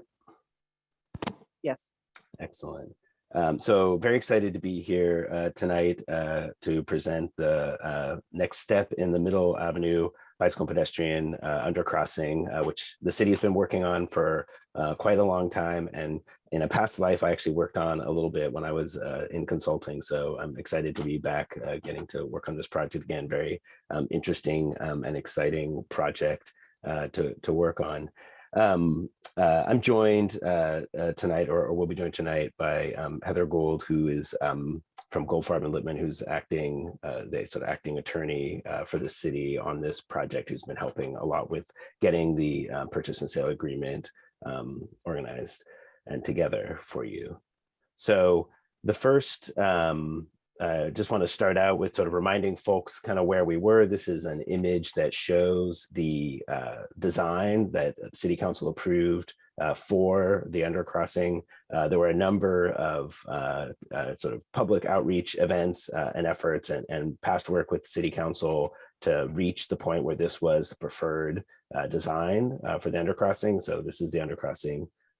Here's my mouse here, with ramps on either side. This is Alma, and this is the 500 El Camino Real project that's currently under construction, and you can see the ramps. So this ramp here that would lead right up into the plaza for that project is part, actually, this yellow area that's part of 700 to 800 El Camino Real, which is, two different buildings and a parking lot that stretches and is sort of this odd-shaped parcel adjacent to the railroad tracks. And that's the parcel that we would need to purchase in order to be able to construct this project. Just to be clear on what's included in that purchase, so it's this parcel in yellow now, so we're getting lots of different visuals of the same thing tonight. That is currently just parking that serves the 700 El Camino Real properties, although it has been used over the last couple of years as a staging area for the 500 El Camino Real project. So it's purchase of that property. This red area is a temporary construction easement. So we'd basically be using that to help support the construction of the undercrossing. And then this sort of purple, it's blue on the legend, but the blue is the trash enclosure. So this purple is an access easement. So basically we need to get our trucks in and out of the area when the construction would be ongoing. A lot of dirt in particular would have to be moved to build this undercrossing. So those are the elements that are included in the purchase and sale agreement. Just a little bit of history of the project, and it certainly goes back further than this, but the city did make a request and receive Measure A funding back in 2016 to fund the concept design. In 2019, the preferred concept that I showed was approved by City Council, and that's when we got the direction to make an offer to purchase a portion of the property. And that offer was made back in September of 2019. Then in early 2020, the City Council did approve or certify the environmental review, and we were in that point ongoing with negotiations with the seller. The seller did accept the price, and really it's sort of been negotiating the terms of that ever since. And so where we have landed in those negotiations with the seller is shown here. And there's of course a lot more detail in the staff report and in the purchase and sale agreement itself. But it's essentially $3.9 million, and that's based on the square footage as it's calculated. And we have draft exhibits, and as those are finalized to deal with the sizes of the easements, there might be some minor updates to that, but that's essentially the price that we're anticipating, and that's based on the requirements that we face as a public entity when acquiring property. There is a deposit that we would make when this is signed initially, so that's $10,000, and then over a period of time that grows to $100,000, and that is non-refundable unless a few different things happen. So if there's a default, or if there's property damage, or for some reason we needed to condemn and take the property, so those are unlikely. But basically, if we default, that's money that would go to the seller. Sorry, let me just move this so I'm not blocking my screen. The other thing that needs to happen is that because we are taking away some of the parking to provide that ramp, we would need, or the property would need to get a reduction in the amount of parking and a small change in the FAR required, I think, for that. So we have to apply for that. So we are applying on behalf of the seller, and the city's not technically obligated to approve that, but we are going through that process, and that process will be ongoing at the same time. And then another item here that was very important to the seller is the approval of testing. This is adjacent to a railroad that's been in operation for many years. Inevitably, there are the potential for contaminants in that. We have done testing through the preliminary design process and have not found anything to date, but that is, we have some approval for additional testing just to prepare for final design and construction. And then there are a handful of standard closing conditions. So getting that parking reduction approval, getting approvals from Caltrain and from CPUC. It's a new crossing, so all new crossings have to be approved by the California Public Utilities Commission. The closing date, is anticipated to be 30 days after we get the parking reduction and those other approvals, but in no case later than 2 years from the date that the purchase and sale agreement is signed. So if we don't successfully get all those approvals by that time, those would then sort of be our responsibility. And then, as you say, there's fairly limited remedies, but the damage is equal to the deposit, depending on the timing for the seller. And then if the seller were to default for some reason, we would have to enter or consider entering condemnation proceedings, where we would essentially move from a negotiated sale to a taking. Just in terms of schedule and where we're at, this is quite a long project. Obviously, it's been going on for a long time, and it will take quite a bit more time to complete it. We've been working on this right-of-way acquisition, assuming that you approve and authorize the signing of the purchase and sale agreement today. That would start that 2-year clock, and so you can see on the outside that would take us until early 2024 to complete. It might complete sooner than that, and we will certainly do our best to move the various elements of that forward, such as the parking reduction, which we do need to come back to you to get approval for. Ultimately, it'll go first to Planning Commission, and then it'll come back to Council.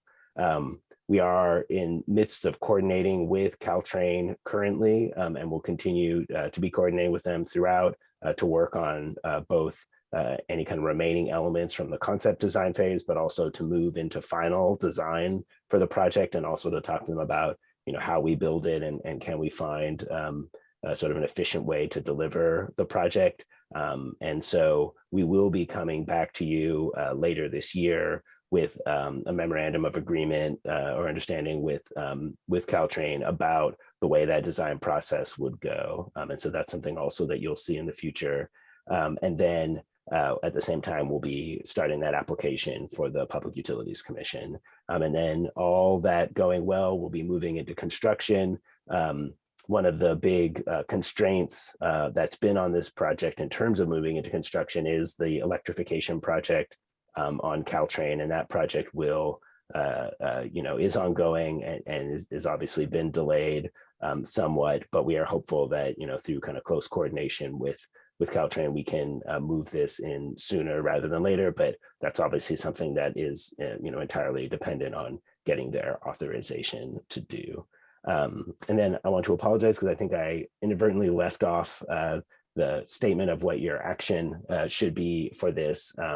But essentially what we're asking you to do is two things, one of which is to authorize the city manager to approve this purchase and sale agreement that's attached to the staff report.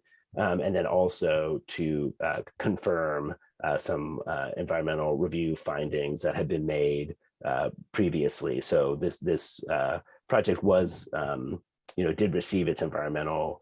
We did update the, the El Camino Real Downtown and Specific Plan Environmental Impact Report as part of it, and that was determined to be the appropriate action. And this is just confirming that. So with that, I will stop my presentation and take any questions. Are there any clarifying questions from the council?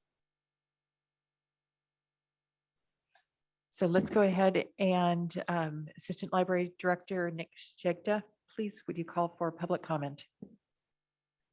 At this time, if you would like to make a comment on item H4, adopting resolution number 6690, authorizing the city manager to execute a purchase and sale agreement for a portion of 700 to 800 El Camino Real to support implementation of the Middle Avenue pedestrian and bicycle rail undercrossing project and making specified findings in association therewith, consistent with the certified El Camino Real and Downtown Specific Plan Environmental Impact Report and the certified addendum to the Specific Plan Environmental Impact Report.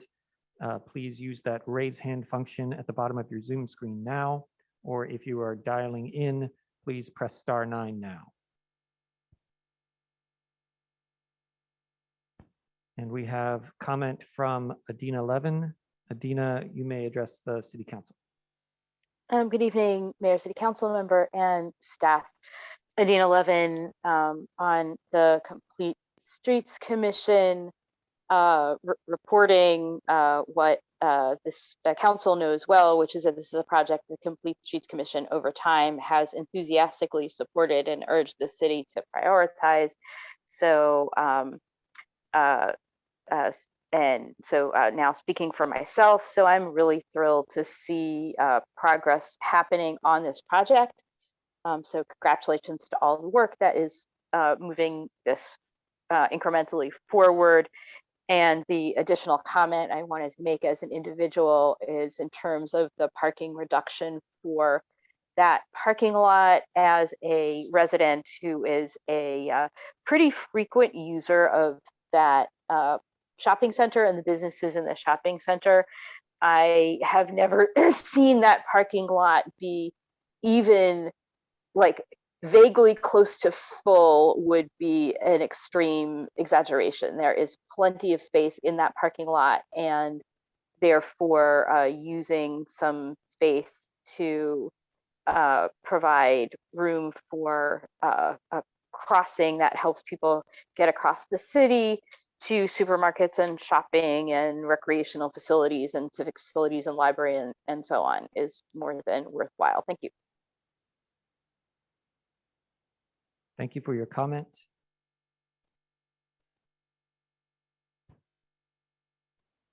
Are there any other commenters on item H4?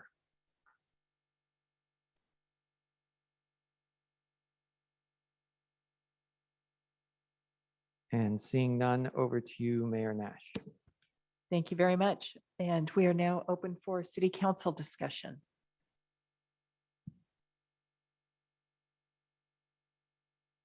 Well, I will just say for my part, I'm very excited that we're another step closer to getting this underpass, and it cannot come soon enough.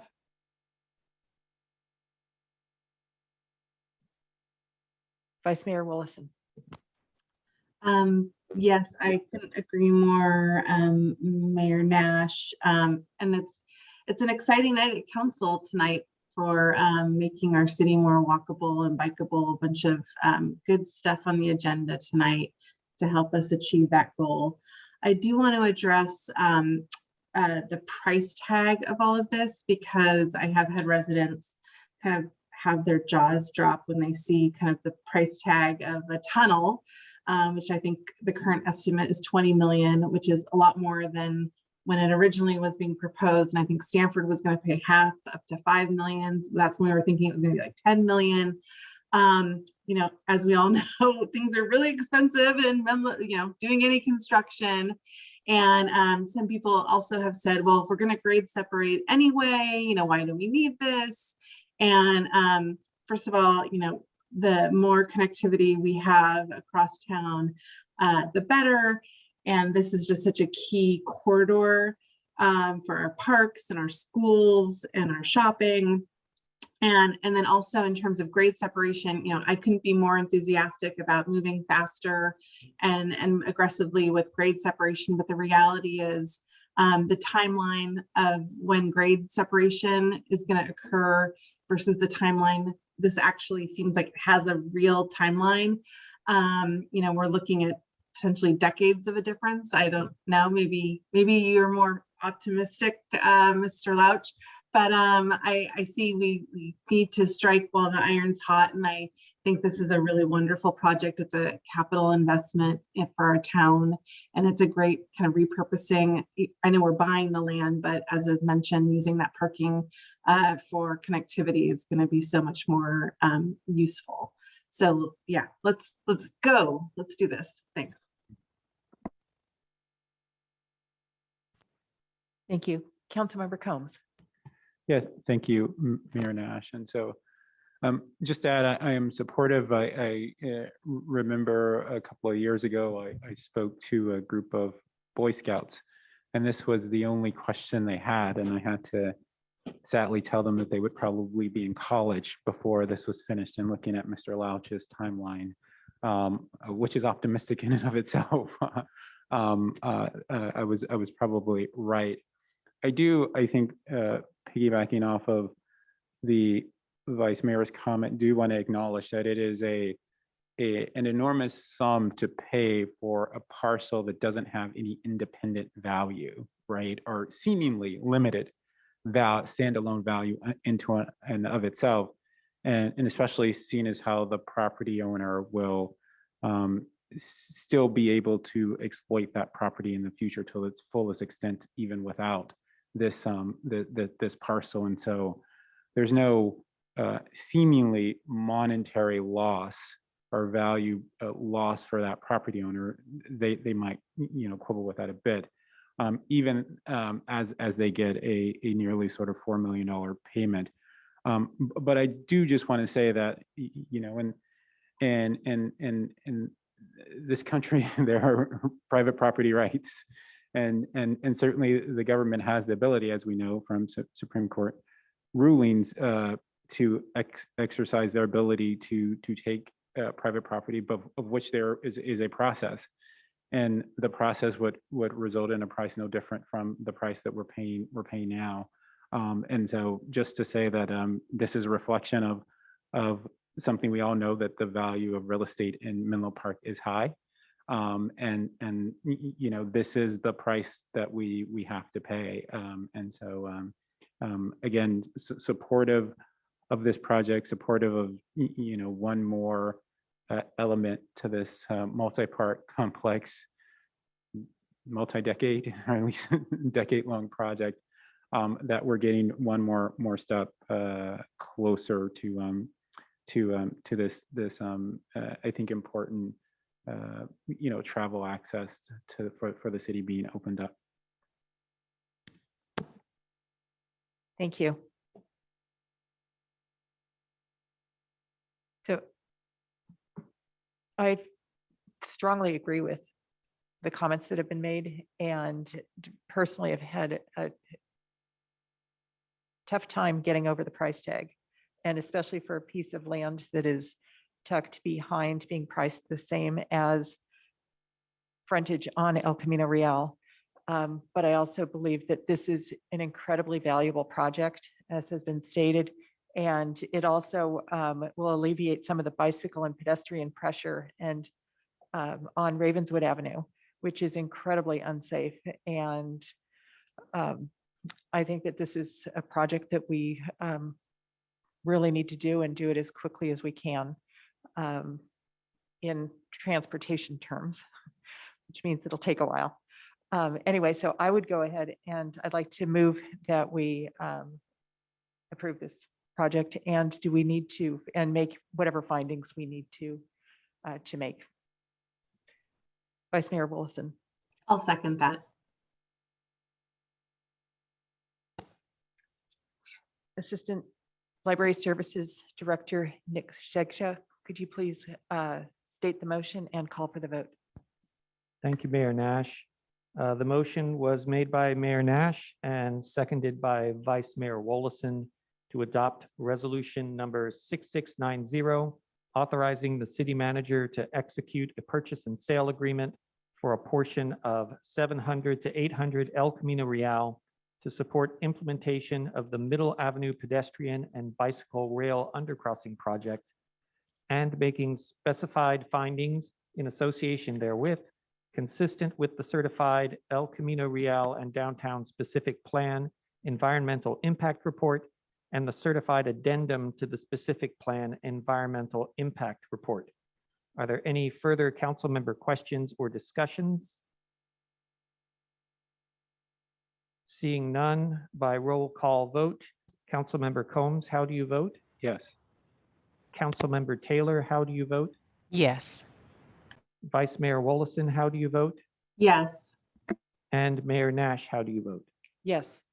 The motion passes 4-0 with Councilmember Mueller absent. Thank you. And on to the next regular business item.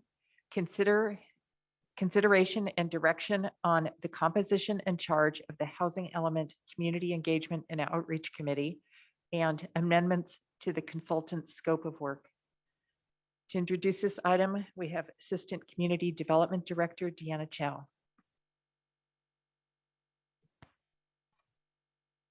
Good evening, Mayor Nash, members of the City Council, Deanna Chow, the Assistant Community Development Director. I have a brief presentation for you this evening, and let me go ahead and share my screen.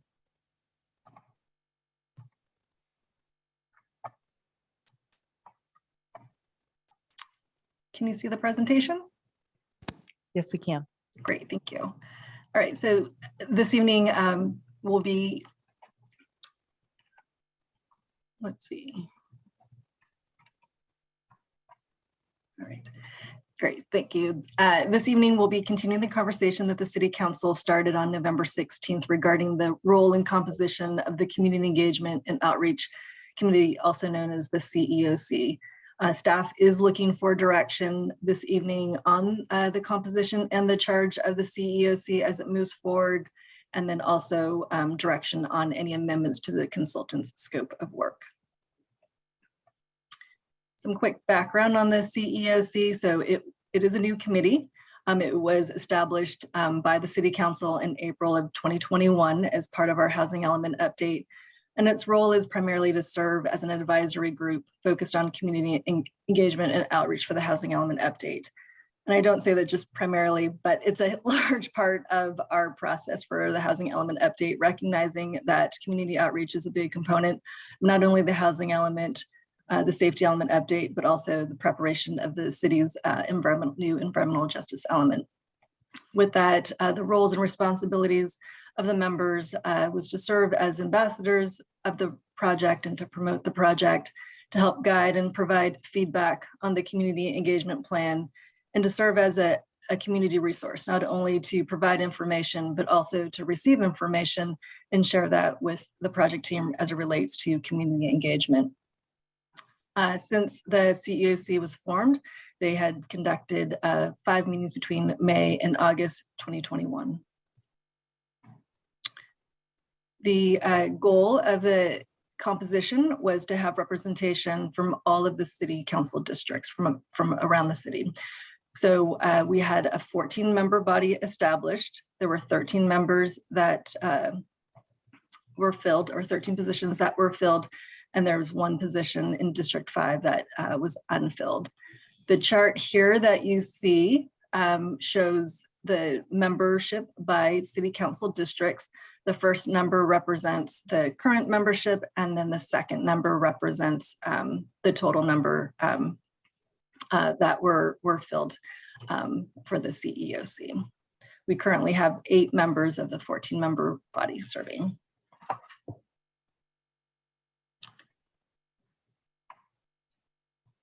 And so part of tonight's conversation is what role will the CEOC play moving forward as we pivot somewhat from the housing element that has been the focus for much of 2021, and as we focus our attention on the preparation of the environmental justice element and the safety element update. And so in the staff report, staff has outlined a few options for the City Council to consider, and certainly can discuss more this evening. So one option is to continue in its current capacity. A second option is to continue in a modified role, so to hone in on and focus in on the remaining work on of the housing element update, which is the safety and EJ elements. An option is to dissolve the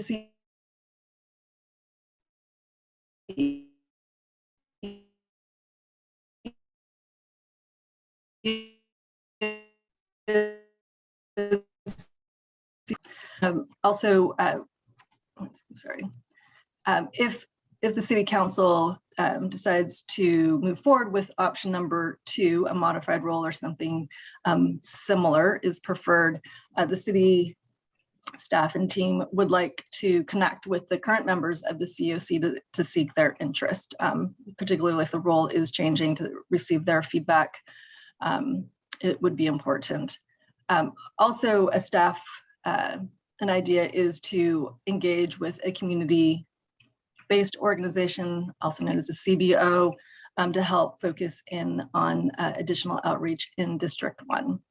And so with the future charge, staff's recommendation is to modify the current role of the CEOC to focus on the environmental justice element and the safety element, and to collaborate with a community-based organization to help us focus on additional outreach in District 1. The next topic related to the CEOC is the size and composition. So as I mentioned previously, it is currently a 14-member body in which we have currently 8 members serving. Options for the size and composition is to keep the current 14-member body. We could reduce to the existing 8-member body. We could also reduce to a smaller number than 14, potentially a 10-member body, so keeping the current 8 members and then adding 2 members from District 1, given the focus of having representation from all of the City Council districts. Or we can even potentially look at modifying the number of representatives from each of the council districts. So if there was a desire to have something less than 14, more than 8, potentially having more than 2 representatives from District 1 is also a consideration. If the focus is on District 1, we could explore options of how to do recruitment. We could do a combination of, or any of these items here in terms of reaching out to current District 1 or former District 1 members to see if they are interested in continuing in serving. We can ask Council Member Taylor to identify interested parties and bring back nominations for the full City Council's consideration. We can also conduct a formal recruitment process, but staff will note that it does raise some challenges in terms of timing, given the nature of the work that we're doing and kind of the time sensitivity of the housing element update. Therefore, staff's recommendation is to have a manageable membership of 10 representatives, and ensuring that there are representatives from all City Council districts. And then lastly, staff is seeking direction on augmentation to the scope of work. There has been additional work that has been performed by our city's consultant and anticipated additional work as we move forward with the remainder of the work this year for the housing element. And so staff will be seeking an augmentation in the scope and budget of approximately $250,000. We are also looking to bring back any additional augmentations needed as a result of tonight's direction from the City Council. For example, if there is interest in working with a CBO, that could result in additional funding needed to bring on that organization to help us with outreach. So just to wrap up with the staff's recommendation, staff is seeking to or recommends that the City Council modify the composition of the CEOC to a maximum of 10 members, to update its charge to focus its engagement and outreach on the environmental justice element and safety element update, to direct staff to identify a community-based organization to partner with and provide additional outreach in District 1, and to direct staff to return with amendments to the scope of work for consideration by the City Council. And if there are interest in expanding and recruiting for the CEOC members by City Council members, and interest in having that come back to the City Council on the January 25th meeting, we ask for identification of potential members by January 20th. So this concludes staff's presentation, and we are happy to answer questions. Thank you. Thank you, Ms. Chow. Are there any clarifying questions? Okay, let's go to public comment, but I would like to, after public comment and before it comes back to council for discussion, I'd like to have a 10-minute break. So Assistant Library Services Director Shegda, could you please call for public comment on this item? Thank you, Mayor Nash. If you would like to make a public comment on item H5, consideration and direction on 1, the composition and charge of the housing element community engagement and outreach committee, and 2, amendments to the consultant's scope of work, please use that raise hand function at the bottom of your Zoom screen now, or if you are dialing in, please press *9 now.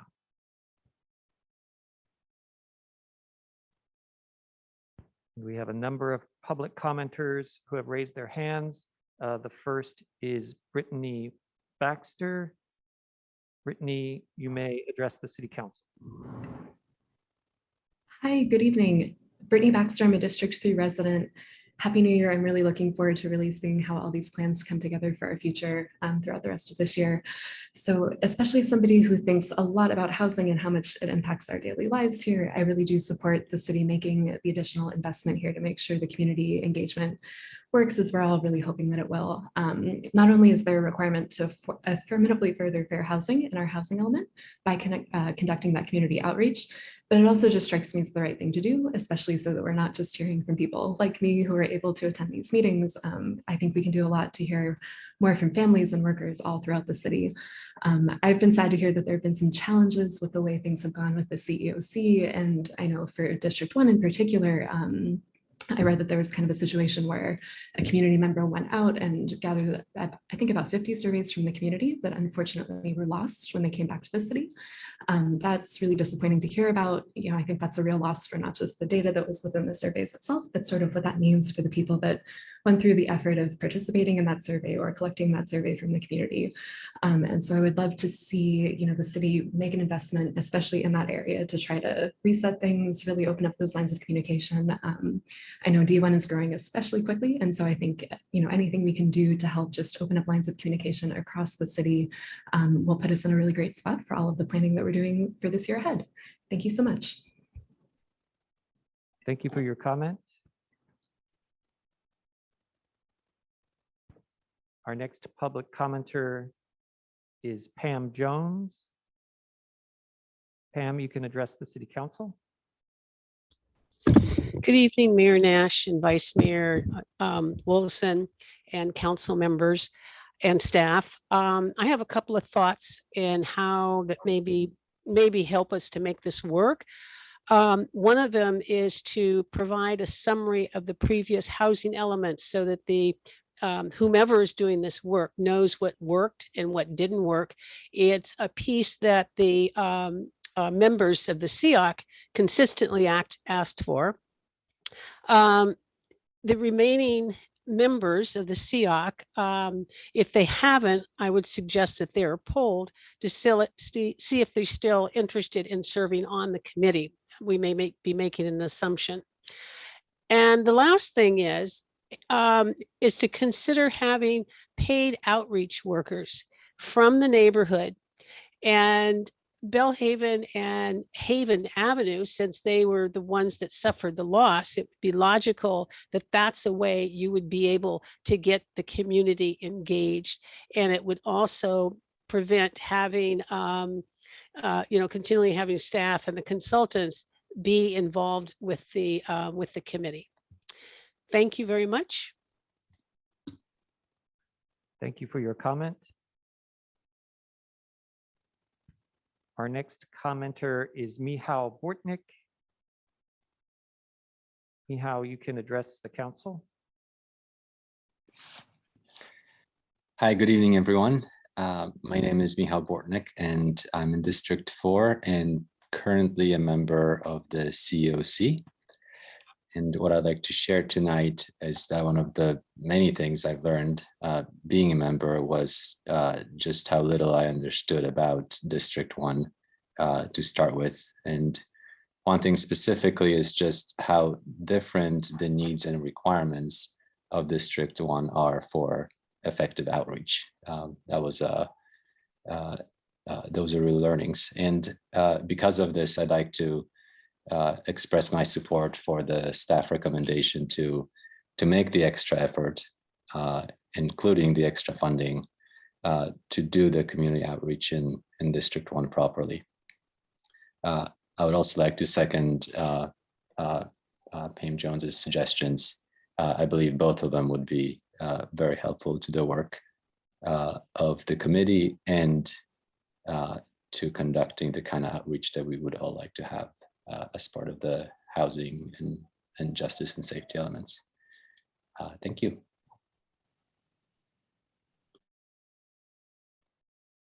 Thank you for your comment.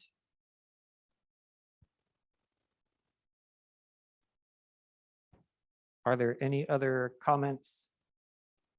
Any other folks who would like to make comments on item H5, please use that raise hand function at the bottom of your Zoom screen or press *9 if you're a dial-in attendee. I have a comment from Leslie Fleischman. Leslie, you can address the council now. Hello, good evening. I am a member of the CEOC as well, and I just wanted to express my feelings of what the experience has been. I joined the committee really eager to get involved and get involved in my community. And speaking for myself, and I think for some other members of the committee, there was a lot of disappointment in the ability that we had to get our questions answered and move things forward. And so I hope that if CEOC is reconstituted, because we haven't met since August. So even though I'm currently a member, we haven't been doing anything for the past several months, even though I'm sure there's a lot of work that needs to be done. But if the committee is reconstituted, I think we really need to refresh and start fresh, because I think there are a lot of feelings about how things have gone. And if we want to make progress, we need to refresh and come in with a clean slate. I know that I also hope that the council will have a discussion of why so many members resigned from the committee. There were specific reasons for those resignations, and I won't speak for them, but I think it's very important to understand that. And if we're going to restart the committee, to address those issues before we can restart. So thanks a lot. Thank you for your comment.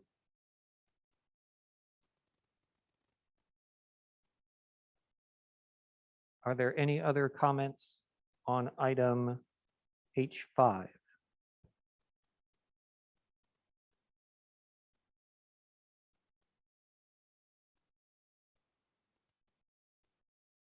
Last call for item H5, public comments on H5.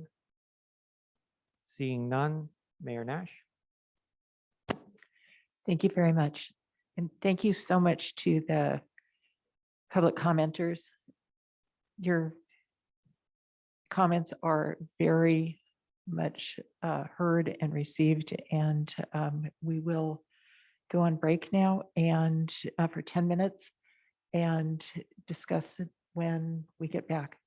So right now it's 8:44. Let's be back at 8:55. Thank you.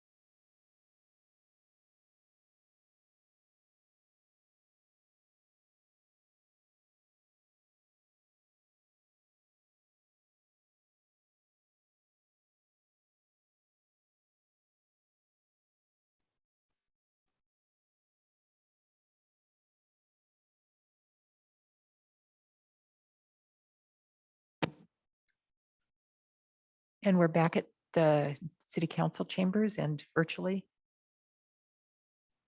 So I wanted to check with Assistant Library Services Director Shegda and see if we had any other public comment, given that we had that 10-minute break, please. Thank you, Mayor Nash. If anyone would like to make a comment on item H5, please use that raise hand button at the bottom of your Zoom screen or press *9 if you are dialing in.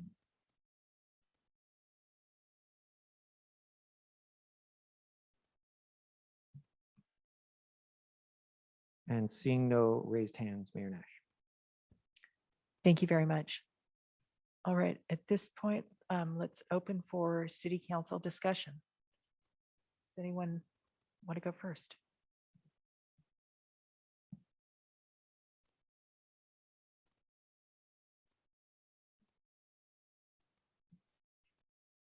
So, okay, please go ahead, council member. Yeah, thank you, Mayor Nash. A couple of questions for staff. Can you explain to me again, what is the environmental justice element as part of or the environmental justice component as part of the housing element? Like, what is the thing that you want from that process, or that you expect to get, or that regulation expects out of us as part of that process? Hi, thank you, Council Member Combs. So we are, the environmental justice element is another element of a general plan. It can be integrated in with the other chapters, or it can be a separate standalone element looking at distinct topics that have been identified. I think there are like 6 or so distinct topics in terms of like access to parks and other neighborhood amenities, pollution, transportation, community engagement. And so it would be similar to our other elements where we have goals and policies and programs. There would be some background research. So we're looking, we've already worked with our consultant preparing background research on identifying what might be disadvantaged communities here in the city, using the Cal Enviro Screen criteria. And so we would be looking to work with the community to help identify what are the issues and then what are some of the goals and policies that we're looking to accomplish. And those goals or policies would be integrated into the housing element? It would be a separate standalone chapter, but there may be certain themes that carry over into the housing element, or potentially like the land use element or transportation circulation element. That would be separate though from the housing element. Yeah, so the housing element is one update. Then we have our existing safety element, which we look to update. And then we have the preparation of a new environmental justice element, which is separate from the housing element. It's confusing because we commonly refer to all 3 of those as a housing element update, but there are 3 different elements of our general plan. Okay, thanks.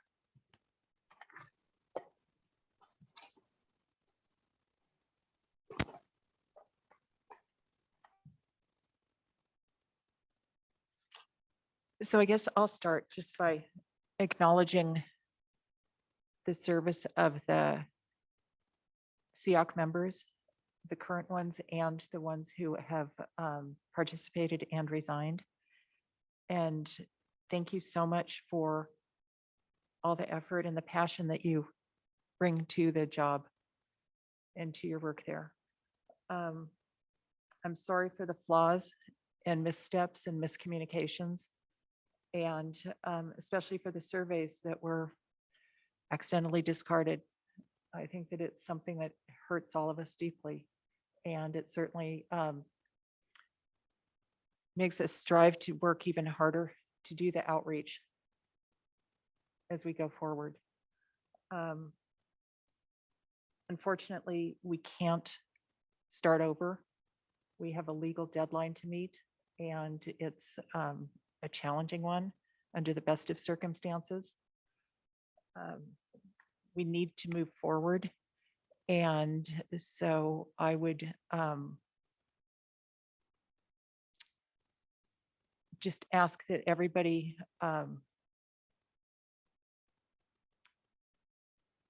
realize that we're trying to do the best we can for the residents of Menlo Park. And I think there definitely have been challenges, and I'm very sorry for those. And I do hope we can move past them and move forward.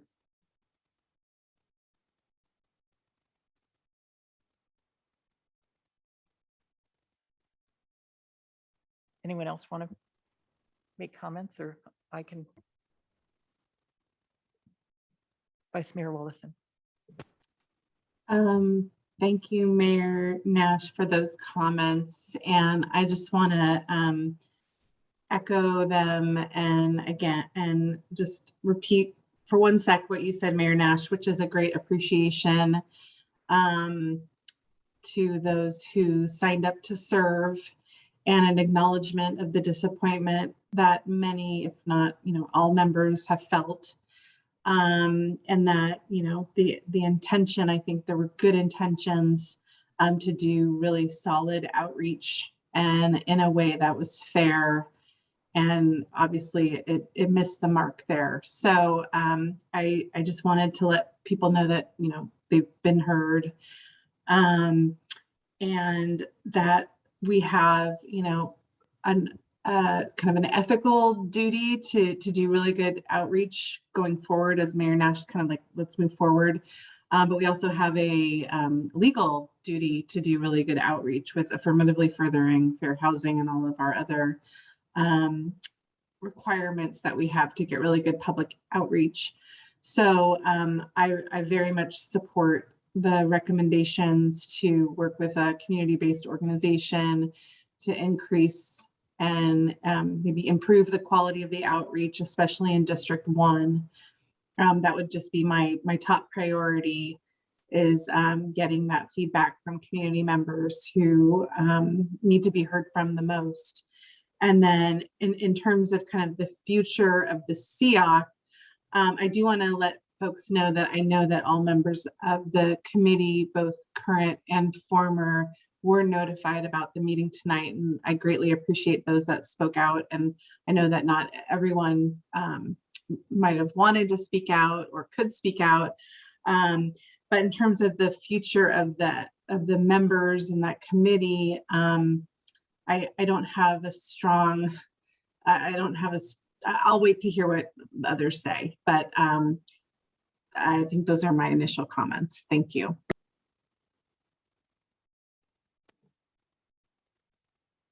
Thank you. And I guess just, Councilmember Taylor. Thank you, Mayor Nash. I had a couple questions, and this is relating to the public comment. One is it possible to have a summary of the previous housing element? And then my second question is about polling the existing members about participating moving forward. Thank you, Councilmember Taylor. So the first part of your question regarding the summary of the housing element. So that is a required component of our housing element. So we will be doing an evaluation of our existing housing element, looking at our goals and policies and programs, and also looking at what potential constraints there might be for what are the potential constraints for housing. So that is part of our existing work and something that our project team is working on. I also, as a reminder, we also do an annual report. So it's our annual progress report that we prepare and send to HCD, the State Housing and Community Development Department, which evaluates our yearly review of our housing element. And so that will be upcoming we are just kicking that off, and we'll be sharing that with our Housing Commission, Planning Commission, and the City Council before its due date, April 1st to HCD. So that is also a snapshot in time looking at, what has been accomplished in that calendar year. So we'll be reviewing 2021 when we bring forward that to the City Council for review. So there's the annual review that we do, and then also with our housing element, we do prepare a more detailed evaluation. We can look into potentially releasing a draft early on. We can see how that fits in with our overall timeline as we prepare our draft documents to do a public release before we share it with HCD for their initial review. Hence some of the accelerated timelines that was mentioned in the staff report. We do have an obligation to publicly release a draft and then also share it with HCD before we come back to the City Council and other commissions for their review and adoption. Thank you, Ms. Chow. I have a follow-up question. So with the annual review, that information is already ready if it's annual. So, yes, and that was shared with Ceoc at all? I'd have to double check and confirm. We do have that available on our website. So we do have that information, or what we call our APR, annual progress report. Thank you. And then if I may just address your second question that you had about reaching out to current and former or Ceoc members. So, that is something that if the role of the Ceoc is revised, certainly reaching back out to, current or former members at the direction of the City Council on their interests. I think that would be important to do. Thank you.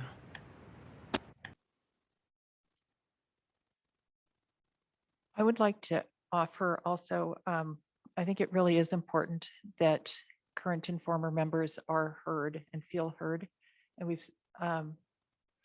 I would be interested in sitting down virtually with anyone who would like to, with the goal of learning what we can do better as we move forward, because outreach is so important. And I believe Councilmember Taylor is also on the Ceoc subcommittee, so I would go so far as to say I'm sure that Councilmember Taylor would also be happy to join that conversation.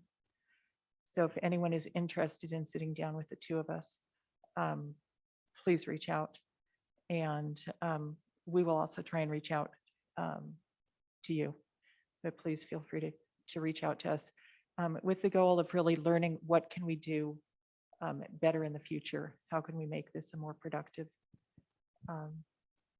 exercise and make it the environmental justice and safety element really the outreach work. And then along those lines, actually, I will stop now and go to Councilmember Combs. Thank you, Mayor Nash. So I could be supportive of some continuation of the Ceoc and the actual form of it. Again, I would I could see go in a number of ways and being supportive of that. My one requirement is that responsibility in engagement with the Ceoc would have to move from city staff to the City Council members who are on the subcommittee.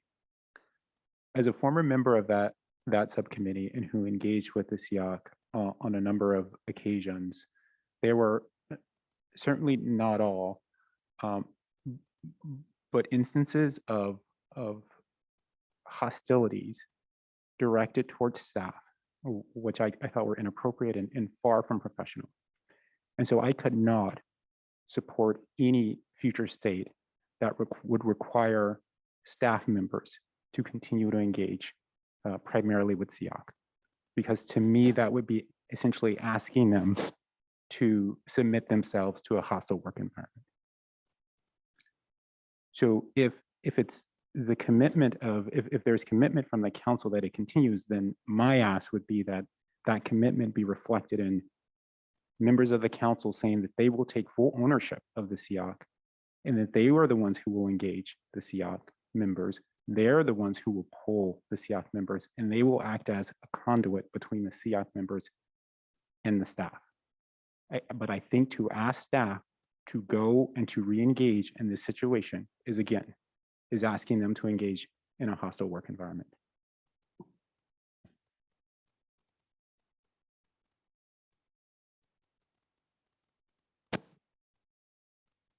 So I would be happy to work with Councilmember Taylor and staff to, and Ceoc members to figure out what is the best way to move forward.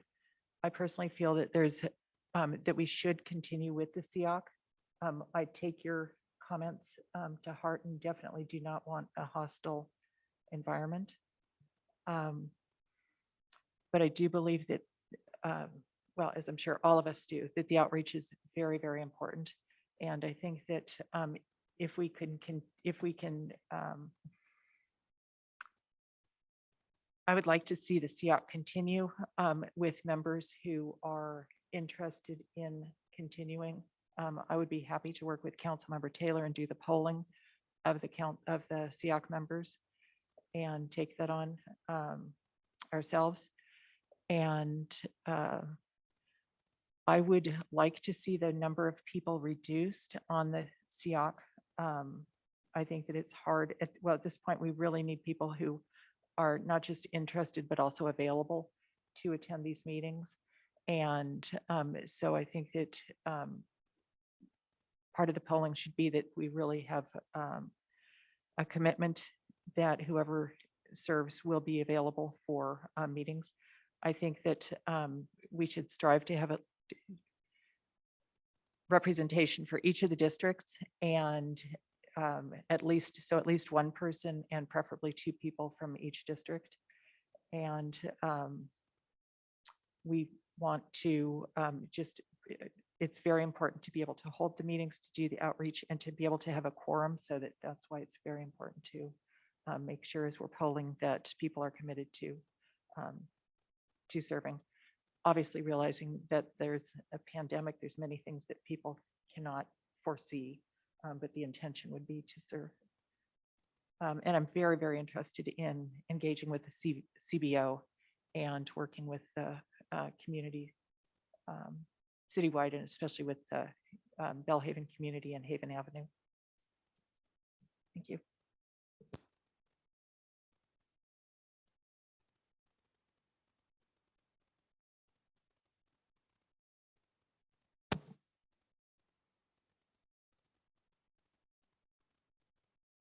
So it seems that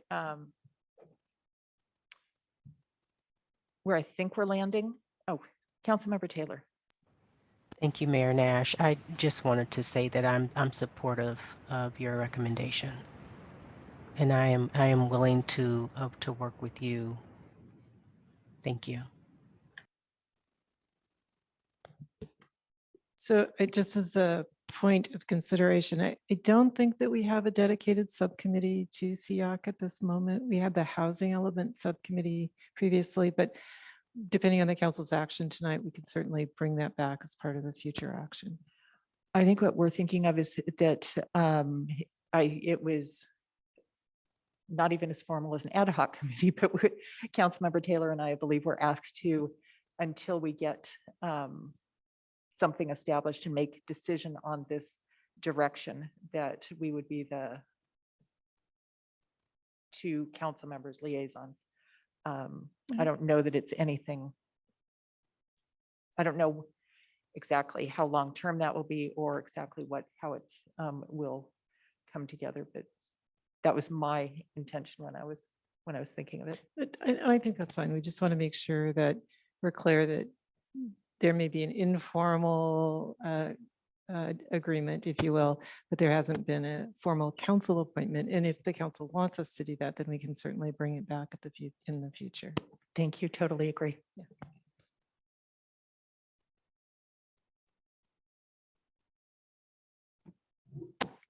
So what is needed at this time from, I think there was possibly a slide, or what are you looking for?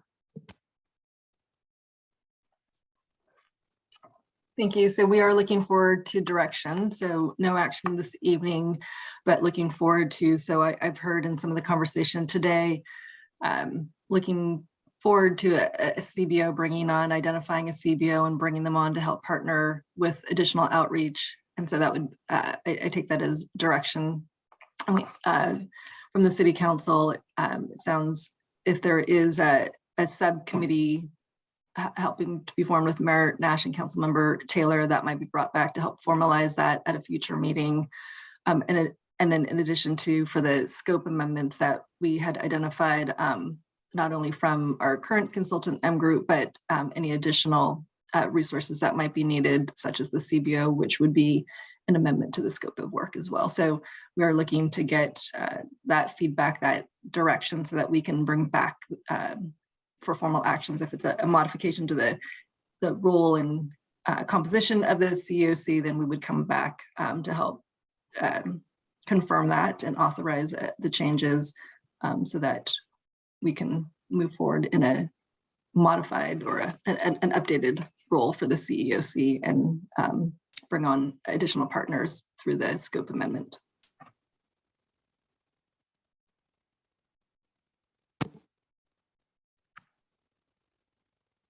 So in addition, so I'm sorry, I'm still not quite clear as to what exactly you need from us. I believe that everyone is supportive of the CBO and that we need to go out and do the polling and see if there is a group who are interested in continuing the Ceoc. And then I certainly would. Mayor Nash, can I just ask, so is that something that you and Councilmember Taylor are volunteering for? Or do you want? Councilmember Taylor, were you? For the polling, yes. Okay, all right, thank you very much. Assuming that's helpful. Okay. So Mayor Nash, would you like me to pull up the slide that identifies the recommendations? That would and then be we could talk about the topics.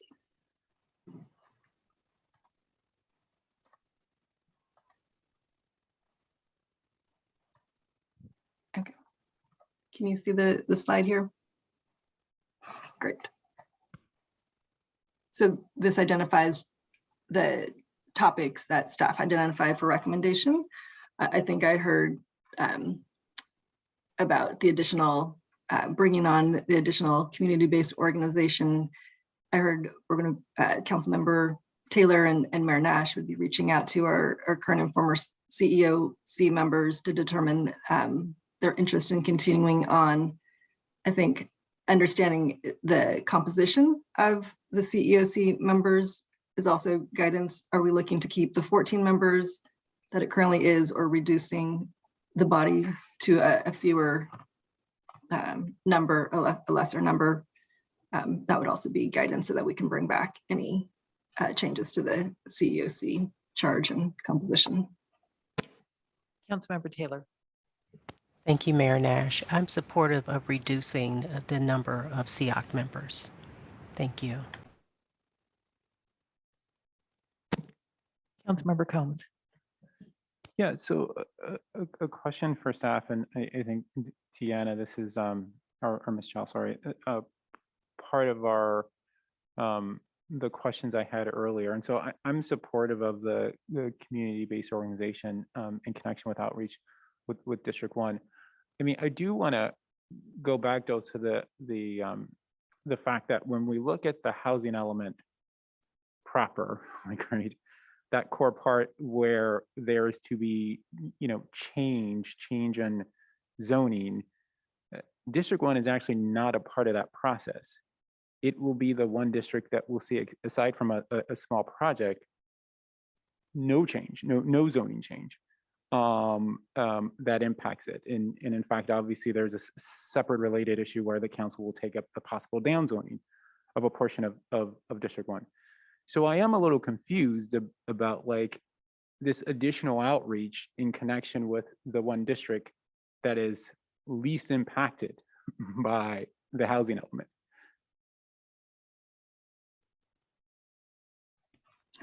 Thank you. So I think that the idea with having additional outreach for District 1 would be to help focus on the preparation of the environmental justice element.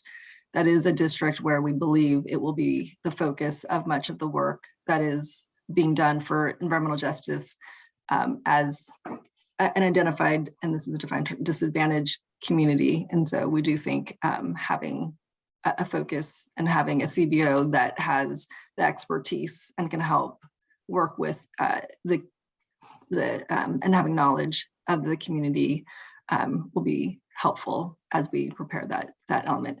And it's, I think we're at a time where we're wrapping up a lot of the work that we've done with our housing element proper, as you will, as we release the notice of preparation. We have identified what our scope of work is for studying in the notice of preparation for the environmental impact report. We've had our several meetings with the Housing Commission, Planning Commission, and City Council on some of the larger policy topics. And so that work is sort of winding down from a community engagement and outreach perspective so that we can do the work and draft a document that will be coming back out for public review. And so much of our engagement will be then focused now on the preparation of the environmental justice element. So we do believe that help from a CBO and working more concentrated in District 1 will be beneficial for that work. Not to say that there wouldn't be also community-wide, city-wide community engagement, but additional work focused on District 1. Okay, thank you. Yeah, thank you for that answer. Thank you. So staff recommendation for the Ceoc, I believe that'll come out of our polling, again, with recruitment of the Ceoc members. And so really it's to, I guess we'll talk at the January 25th meeting about the changes, but I certainly am supportive of the changes to the scope of the consultant work as well that would be required to support this. I don't know if anyone else has any other comments.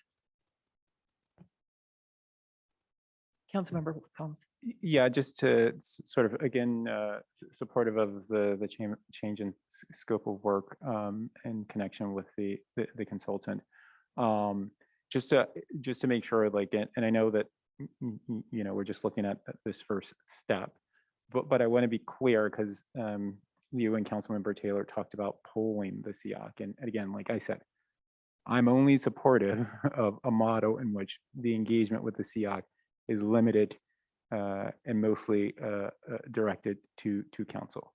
And that staff is clearly playing a bystander role, and the members of the Ceoc are encouraged only to reach out to council members primarily, and that any questions they have in relation to their role goes to council members. And so I just want to make that clear, because where I stand, and that may not be where the majority is, but I've heard about, like, yeah, we'll do the polling, but I want to make it clear that going forward, I'm only interested in, for me personally, only supportive of a model that severely limits the engagement between Ceoc members and staff. Thank you. And I truly appreciate that clarification. And I guess from my perspective, I would certainly like to go through with the polling, talking to the Ceoc members with Councilmember Taylor, and also reaching out to staff and talking to them about their input into it, and seeing what, and just how the CBO plays into all of this. And hopefully we can discuss this at the January 25th meeting.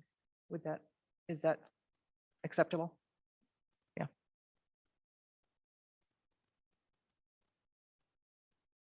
Deputy City Manager Justin Murphy, do you have any comments that you'd like to add at this point?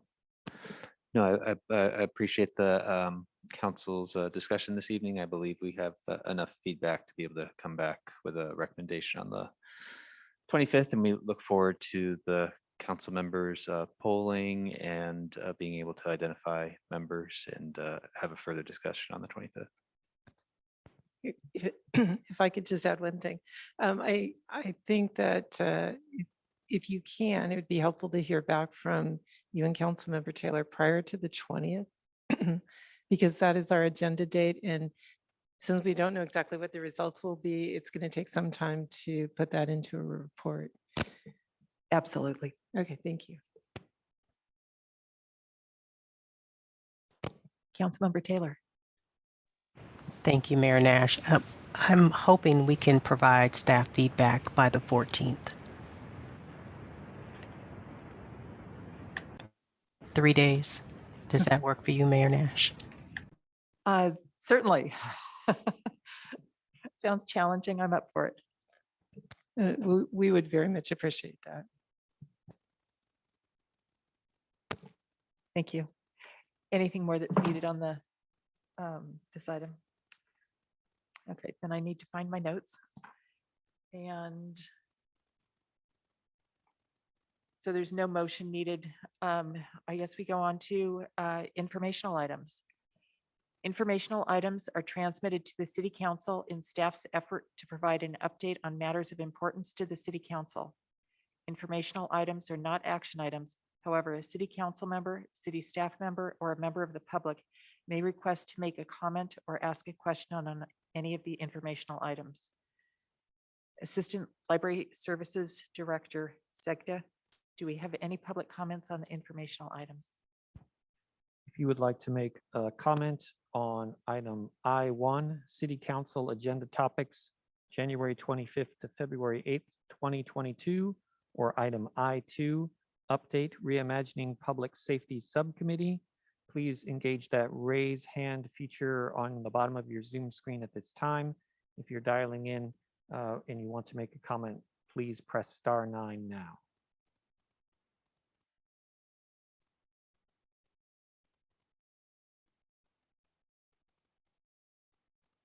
And seeing no comments, back to you, Mayor Nash. Thank you very much. Are there any City Council questions on any of the information items? And the information items, once again, are the City Council agenda topics for January 25th through February 8th, 2022, and the update Reimagining Public Safety from the subcommittee.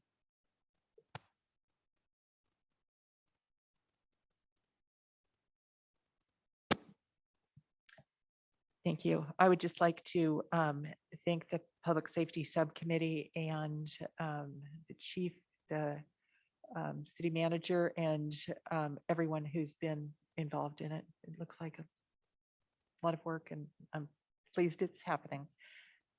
City Manager Jerome Robinson, did you want to say anything? Well, I do want to say that I think it has been productive, and I think that the consultant, Dr. Terry Gibbons, has been very helpful, and we are making progress. And we have what we're calling a workshop on Friday afternoon to dive in a little bit deeper.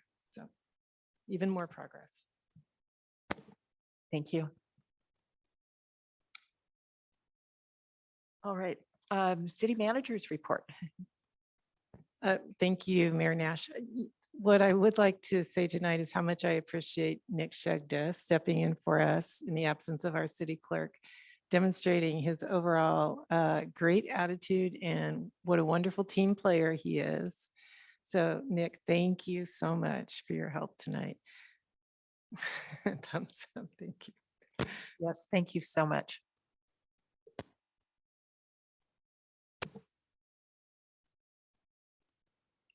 Any other? No, that's it. You know, I would like to say one more thing, and that is, again, how much I've appreciated the opportunity to serve as city manager. And I think I've tried to be conscientious about thanking all the right people, the community, the staff, the council. And it's a problem when you thank people and you forget somebody. I forgot to thank my family. My wonderful husband, my wonderful children who have lived through these years with me, experienced more than they wanted to through this. And so just I would like to take a moment to say how deeply grateful I am to all of them, my husband and my children, and of course my friends and family, but most especially to my poor husband who had to actually listen to some of the meetings during the day. So poor guy. All right. So thank you for letting me have that opportunity. Thank you, and very strongly understood, I think, by all of us. Yes. Thank you. So on to city council member reports. Are there any reports from city council members since the December 14th, 2021 city council meeting? Vice Mayor Willison. Thank you. I have an update on the recruitment for the city manager position, which is that the application period has closed with the Hawkins Company, and that the city council will begin interviewing candidates likely in early February. So that process is moving forward. And then I'd like to make an announcement about a climate event happening this Friday. If you want something to do during your lunch break at home and your remote work on Zoom, there's a webinar called Code Red for Humanity, What Municipalities Can Do. And it has an amazing panel lineup of some climate leaders nationally talking about San Mateo County and the Bay Area and what cities can do here. And yeah, there's going to be a lot about the IPCC report. It's called Code Red for Humanity. And so really kind of dissecting the IPCC report so we don't have to read it ourselves. So if you've heard of it and want to hear how it's relevant to our daily life here locally, I encourage you to Google Code Red for Humanity. And it's being put on by Actera. So it's on Friday, January 14th at noon. Thanks. Thank you. Any other council member reports? So I actually have one. So I had a very exciting meeting. And basically last month I met with Danelle Baird, founder and CEO of a company called Black Power, along with EQC Vice Chair Angela Evans, Menlo Spark Executive Director Diane Bailey, and some local investors and sponsors. Black Power operates in many states around the country, has a Bay Area office, and recently announced its partnership with Ithaca, New York for a voluntary city-scale building electrification effort.